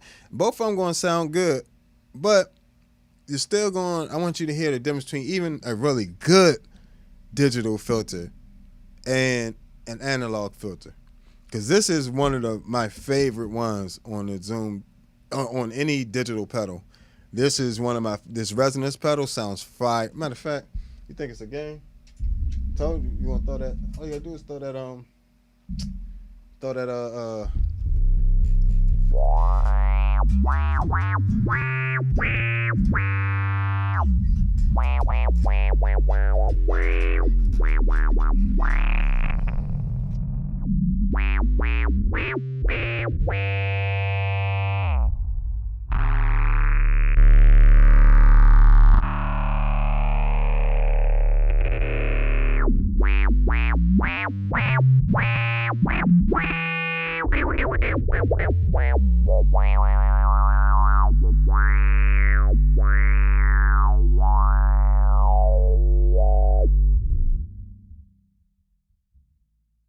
Super amazing filter, and it's just right on the Zoom B6. You didn't even have to get a different unit. No, I haven't checked out that freak out. No, I haven't tried that. I've tried the what's that? Dynamic wah, dynamic auto wah, or something like that. It's the brown one. I've tried that one. Digitech filter. Is that Digitech? That's one of those people. But I've never actually been a huge fan of Digitech stuff other than the loopers. The loopers are. I'm gonna check it out. Is that still available? Is that still available, brand new? The Digitech Freak Out. Also, what's that green say? Yeah, I'm more of a fan of Digitech's loopers than anything. I love their loopers. Like, I actually have two of their loopers down here. Like, that's those two pedals over there. Those are, the Jam Man Solo XT and the, what's this one? Jam Man Express XT. I have both of those and use them as a multi channel looper. Yeah, I'll check that out. And because you suggested it, if it's under 500, I'll review it. I'll check it out. Because if you guys have any suggestions for pedals that you think would be cool, I'm taking a poll of different pedals that are under 500 and below. It got to be 500 and below.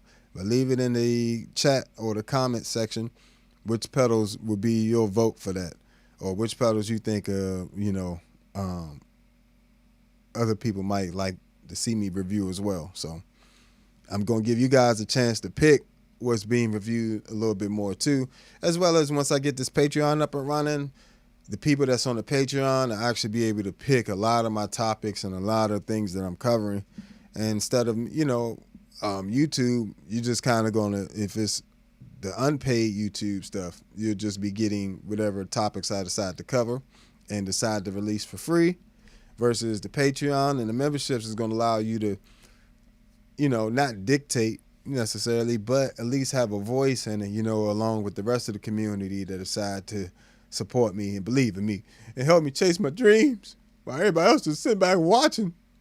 No, I appreciate y'all for real though. Hit that subscribe, like, and share, man. I really appreciate y'all a lot, man. The Cash App is open. If this is useful to you, as well as Super Chat. Thank y'all a lot. Yeah, I definitely check that out. I love synth-based setting. A huge part of synth-based stuff is filters. Is the filter. So, always got to check that out. But all right, so now let's do B6 and the blurs. All right, let's try to stay on task. They be having me off task over here, but I appreciate it. I appreciate all the feedback, all the conversation, chats, all that stuff. So feel free to ask me stuff, and as long as it's on the topic, we good. You know what I'm saying? Can't keep getting off. You guys have been great though. But yeah, give me some questions. Give me some pedal suggestions. And if you have any questions about any of these filters or stuff that I'm doing at the moment, just ask me in the chat.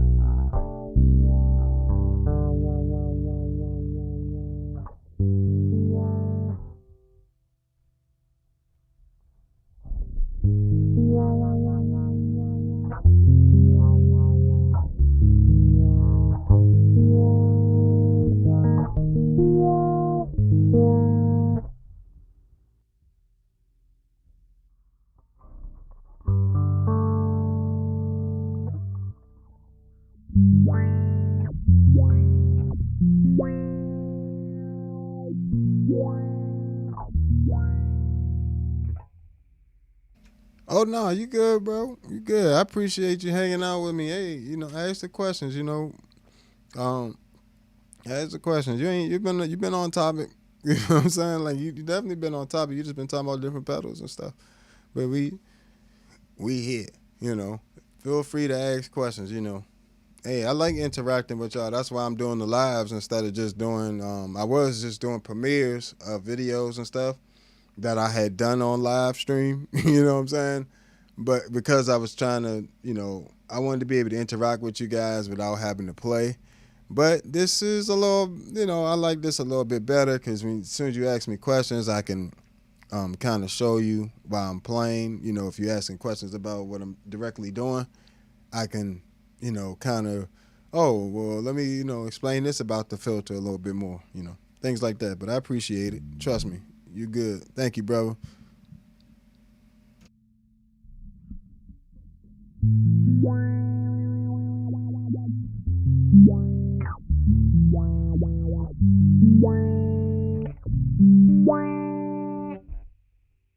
So that's the B6.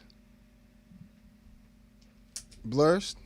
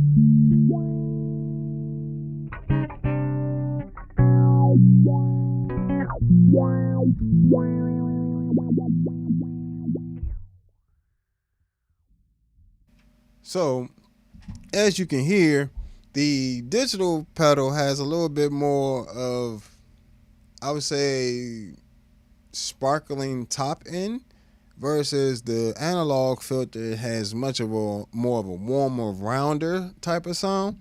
So, both of those are useful in different situations. You can definitely tell. That they would be, for a really aggressive sound, you might want to go with a digital filter. But for a really warm, big, round type of sound, you definitely want to go with an analog filter. So, and you get stuff like the ones on the C4, they're pretty okay. They're not bad. I even like, well, we ain't finished going through these yet, but it's two more on this multi-stomp pedal that I really like as well. So we're going to head back over here. And I actually, just for transparency, even though I like this pedal resonance on this B6, the filter, that resonance filter on the B6, I don't like a lot of the other filters on there. They're too clean. Like some of them don't get gritty enough. And when a filter doesn't get gritty or color enough, it's too clear, it's not as effective in my opinion. So sometimes you want that lo-fi grittiness to the sound. That's why, the Zoom stuff, the multi-stomp stuff works. Multi-stomp filters work. Right. This work. Whatever.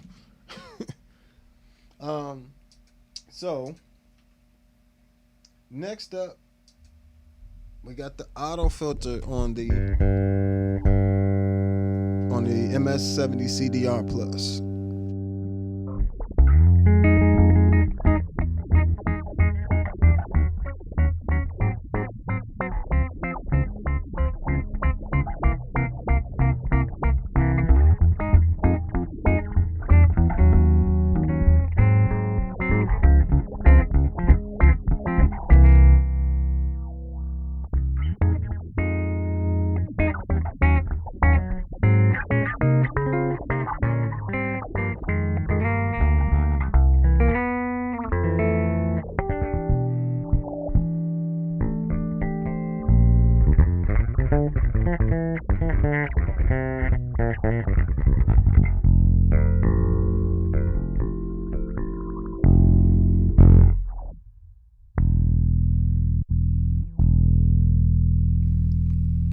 Z-Tron.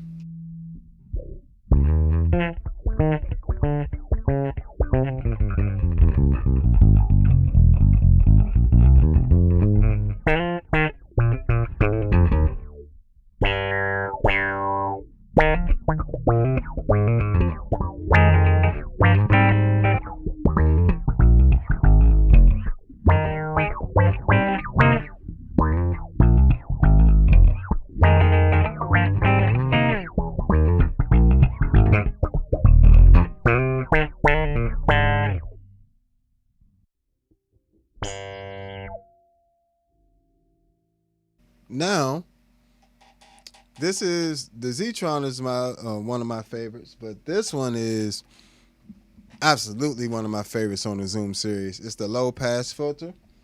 This used to be called the M filter, I believe, but it's the same exact sound or similar sound. It's pretty much a Mooga Fooger MF 101 filter emulation, pretty much. So as you can hear, it's got that classic low pass filter sound to it.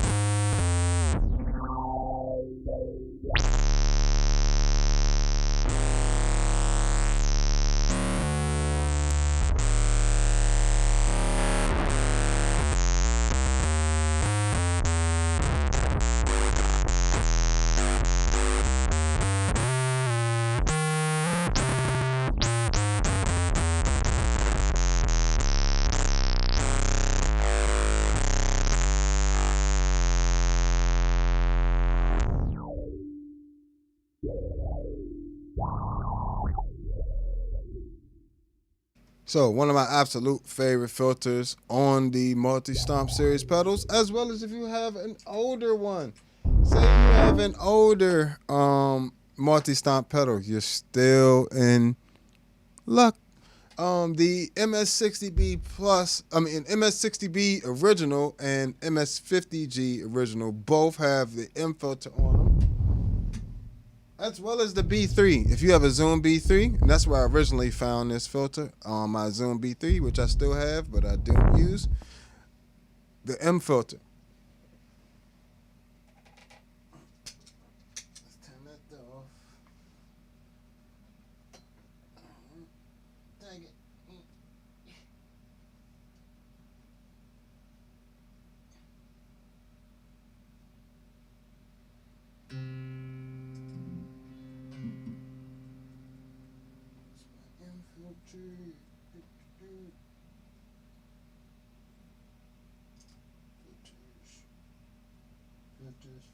Filters.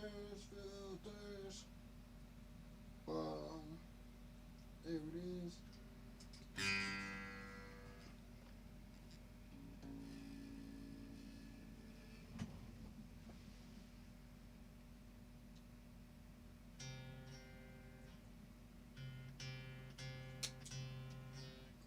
What did I just do?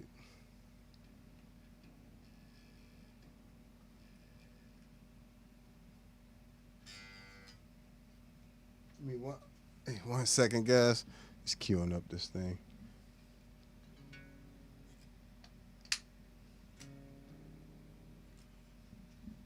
My sound just go. Good gracious. Come on here. Oh. Turn that on.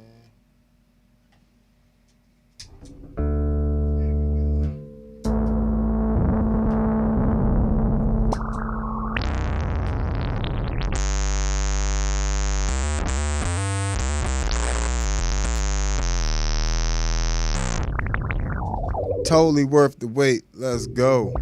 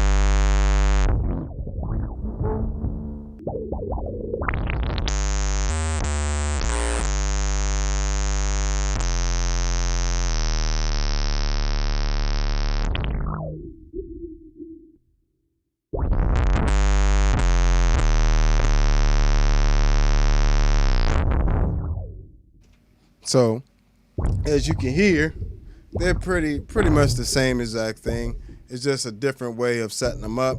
You know, I had to kind of reconfigure what I did there. Just went and looked and see what I had on my old one. Tried to transfer as much as that over to the new one, because they don't give you as many options with the filter, but they give you enough to get close like that.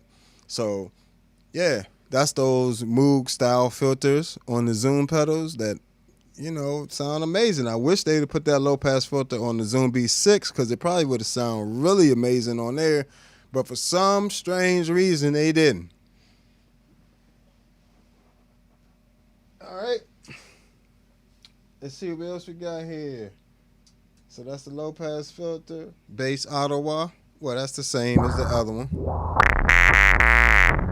The same as the other one on the MS60B Plus.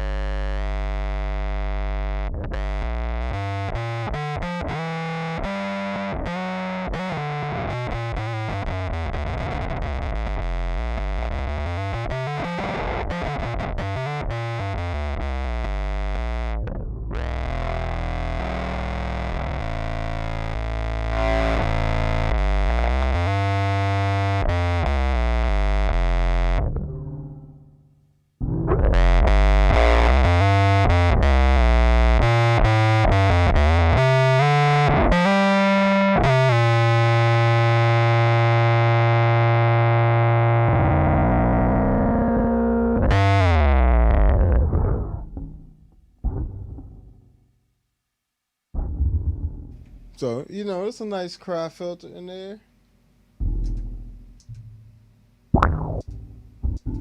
Got the bass one, just same thing, but tailored more for bass.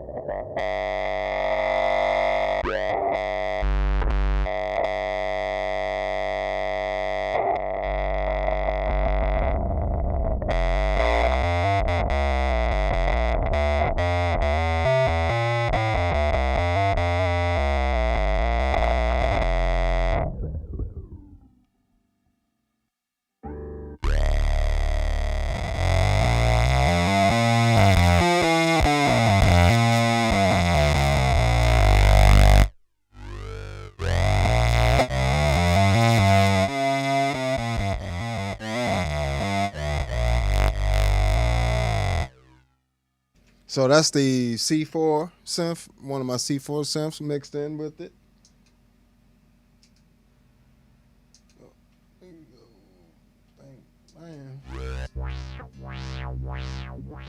LFO filter, similar to the Blurs, but Zoom's version. So get different waveforms. So this is sine wave. Matter of fact, sine wave. Right? So now you got your automatic going. And you can set this BPM to whatever you needed to set it to in the menu, or you can add an additional BPM foot switch situation where you can stomp, or you can tap it, your BPM. If you're using it live, that'll probably be your best option to have. Use one of the effects blocks to use BPM effect, use the BPM effect, and then that'll allow your foot switch to be set to a tap tempo.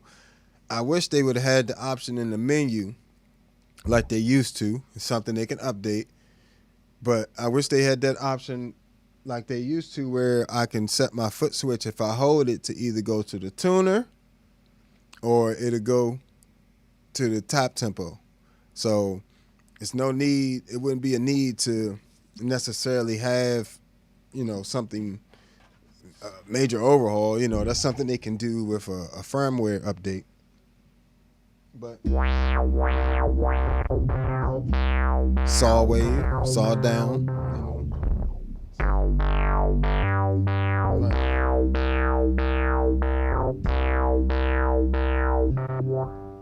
saw up, just like we talked about on the blurs. Triangle.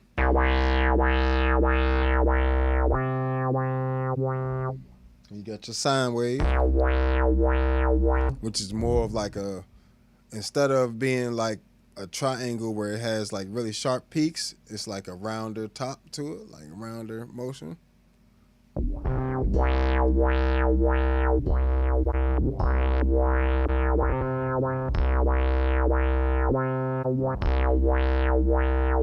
See, just slightly wow wow instead of wham wham, it's wow wow. So two different types of things. You can set your rate of this to whatever rhythmic figure you think would work. That's 2 quarter notes versus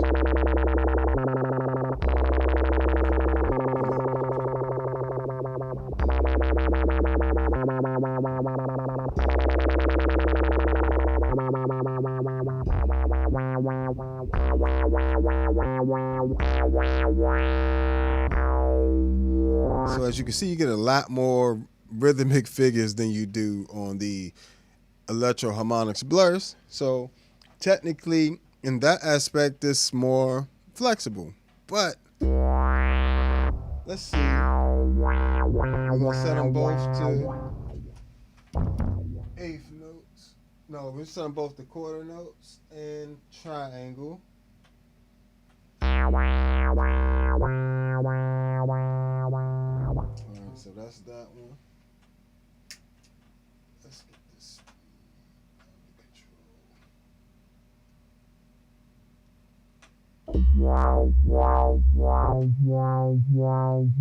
Don't play with the blurs like that. Don't be playing with the blurs like that.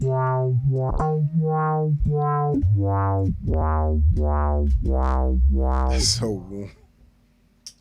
That's so warm.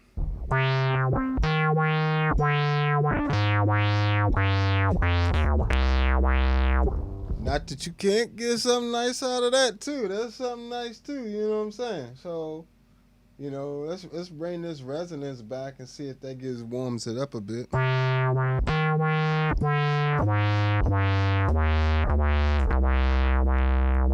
right, go to the blurs. Electro harmonics blurs.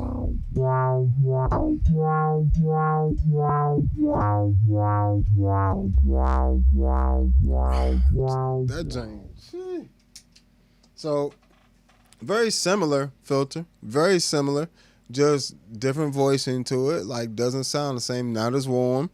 But if you wanted something to help your synth bass cut through more, this one's on the MS-70 CDR Plus is probably going to help it cut through a little bit more. Now, if you want something that's going to be moving the earth, killing the subs, like making your heart feel warm, it's going to be that Blurs. I'm trying to tell you, the Blurs is an amazing pedal. You make sure y'all hit that subscribe, like, and share. Appreciate y'all hanging out with me. If finding this information useful, hit that Cash App for me, you know, or super thanks, super chat. Definitely appreciate it. All the love, all the support, I definitely appreciate it. Even if you're just hanging out with me. Thank you for showing up. Could be watching anybody, but you're watching me, so thank you. All right. Another way you can use these little LFO filters, you slow that filter down, right? So in this case, we got to go to the main menu because I don't have the BPM effect open, but you can also just go straight to the main menu, the knob all the way to the right here, or the button, press it, and come up and scroll to that so I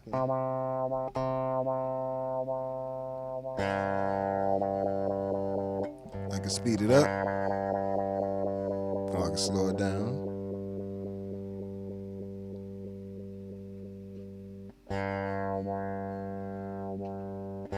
I'm actually going to change that to that sine wave.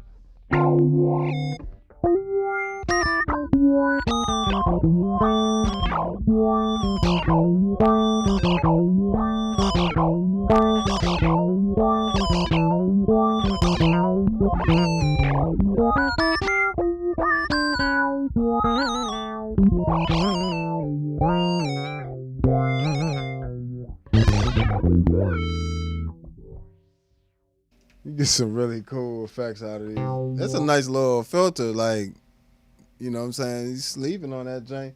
And if you want to get this nice warmth of like the color box, something similar to that, but you only got a MS-70 CDR, or I mean, say you only got a MS-60B plus or something, but you want to get that warmth, you want to be able to add warmth to a filter like that, use the 1073 pre in the zoom stuff after the filter.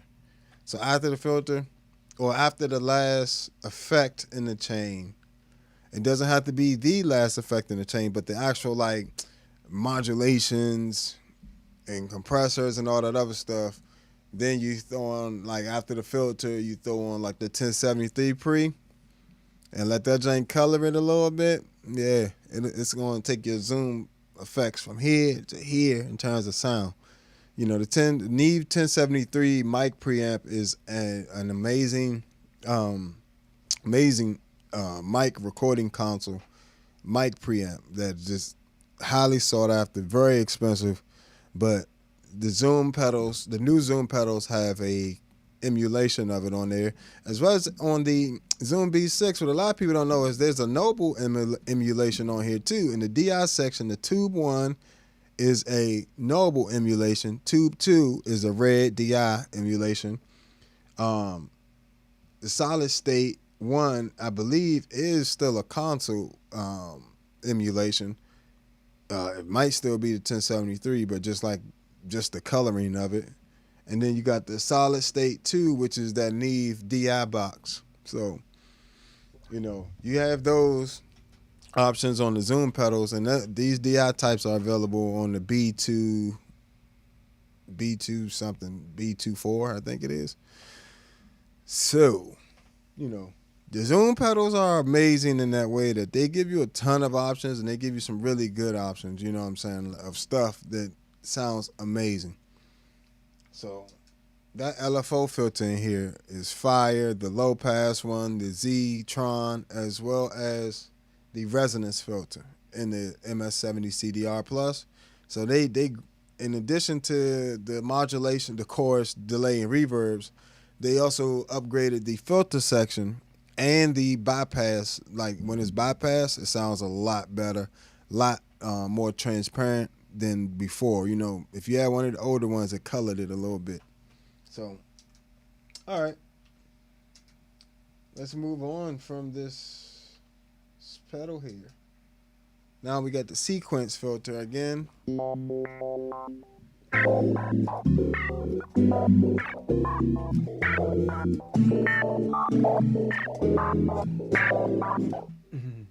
That actually sounded cool with the C4 glitching there.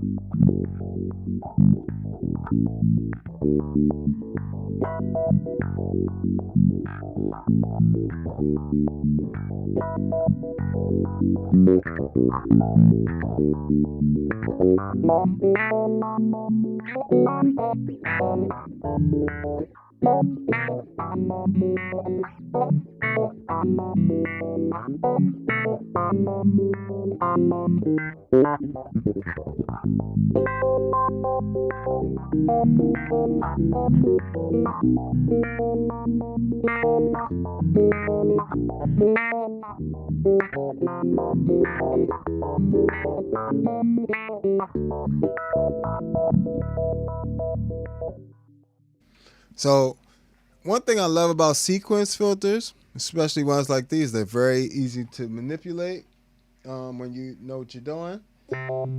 This one you can change the steps, how many steps, anywhere from 2 to 8. So as well as you have 8 different patterns for each amount of steps. So if you have 2 steps, you also have 8 patterns for just the 2 steps or whatever the case. No, that don't sound right. Let me see something.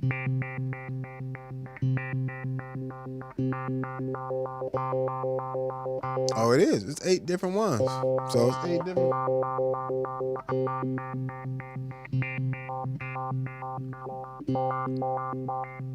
Yep, 8 different ones for each step. So if you got 4 steps, it's 8 different patterns that you can choose from for that.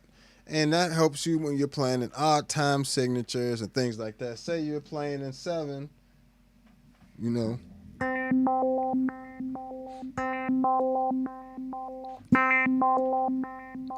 1, 2, 3, 4, 5, 6, 7. 1, 2, 3, 4, 5, 6, 7. 1, 2, 3, 4, 5, 6, 7. 1, 2, 3, 4, 5, 6, 7. 1, 2, 3, 4, 5, 6, 7.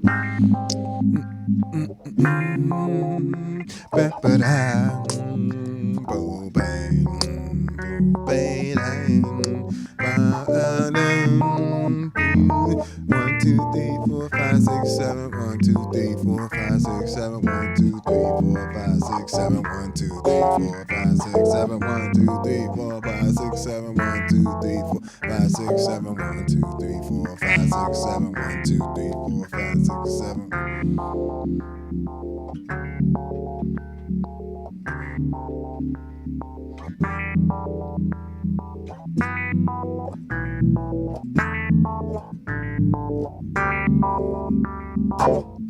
So, it definitely helps. And then now you're not even stuck with that pattern.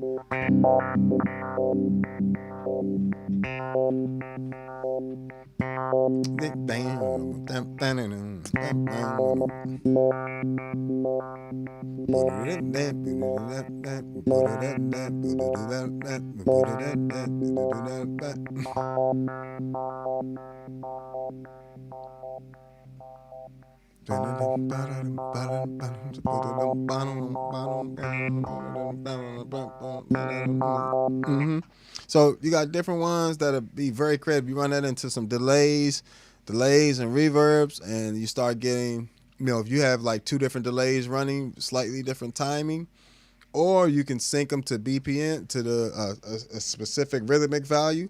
This is one of the benefits of delay of digital stuff and delay modulations and filters and you can have all this stuff working together based off the BPM that you're running. So based off of, if it's 92, all of them are already going to be running on 92 BPM synced up together because they're all within the same unit. So that makes your life on the back end amazingly easy compared to if you had to sync up 3 or 4 different pedals with MIDI and everything else, MIDI clock. It becomes a hassle sometimes.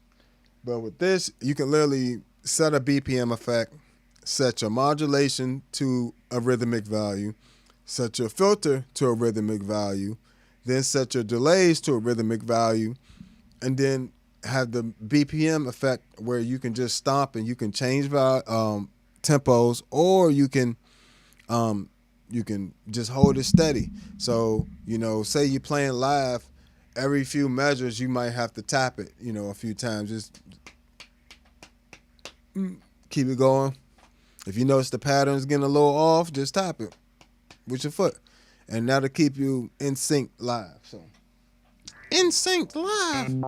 If this was the early 2000s, that'd have meant something different. That's funny.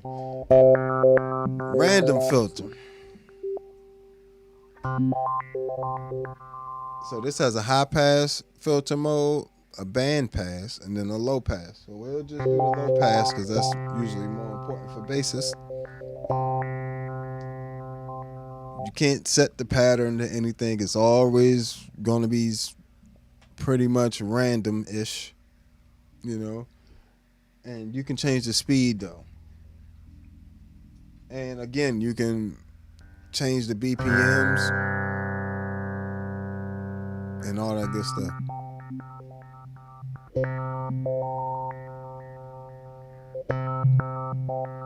As well as you get a balance with this as well.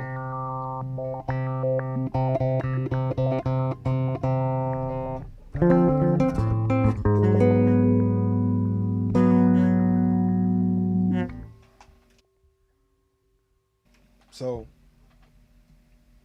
that's another good filter. I ain't gonna spend too much time on it. Step filter. Step filter gives you the control of the depth, which is how intense the effect will be. But then you have a rate and a resonance. Well, the depth is more so.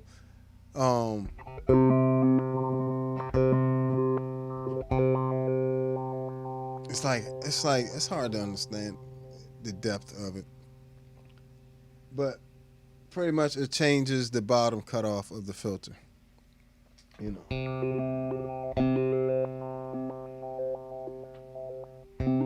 the resonance determines intensity, and then you also have a shape knob here. Change the shape of. See now how the shape is a little different.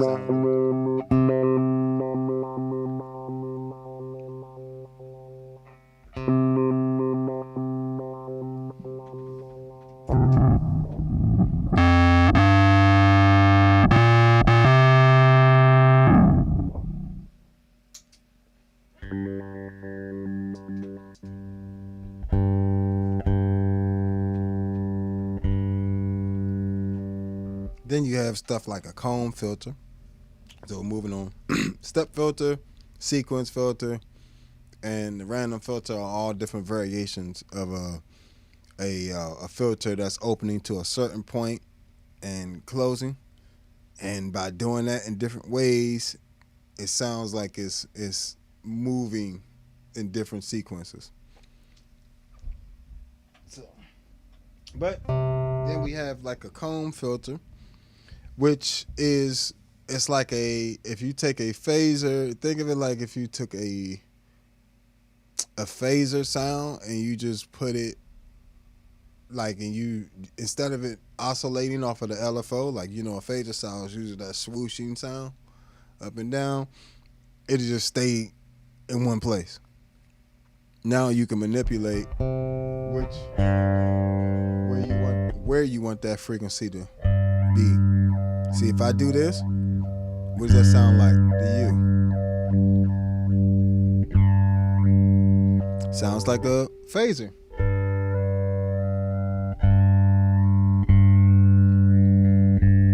pretty much I can determine where I want a phase.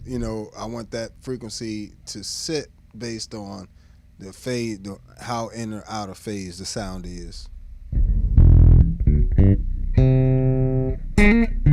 which can add bottom. It can add bottom to your sound,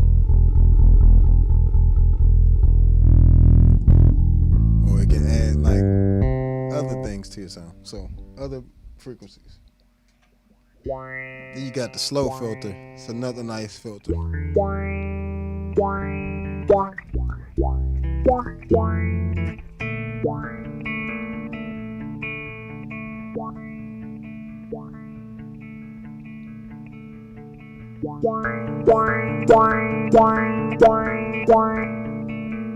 See, dynamic filter, another one.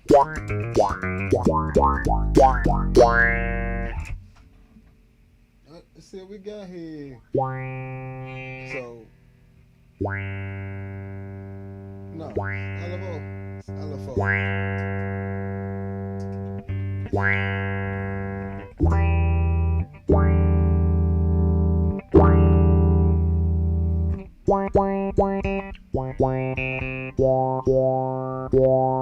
So the time, no, this is a dynamic filter for sure. The time is how long it takes the filter to open.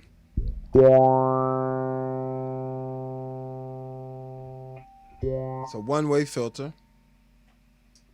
and you can change it to go up or down, depending on how much time you got on there. See how quick, slowly. So you can change the attack and decay. Really, just the attack. Yep, the attack. How fast you want the attack to come in or not. You can change your curve.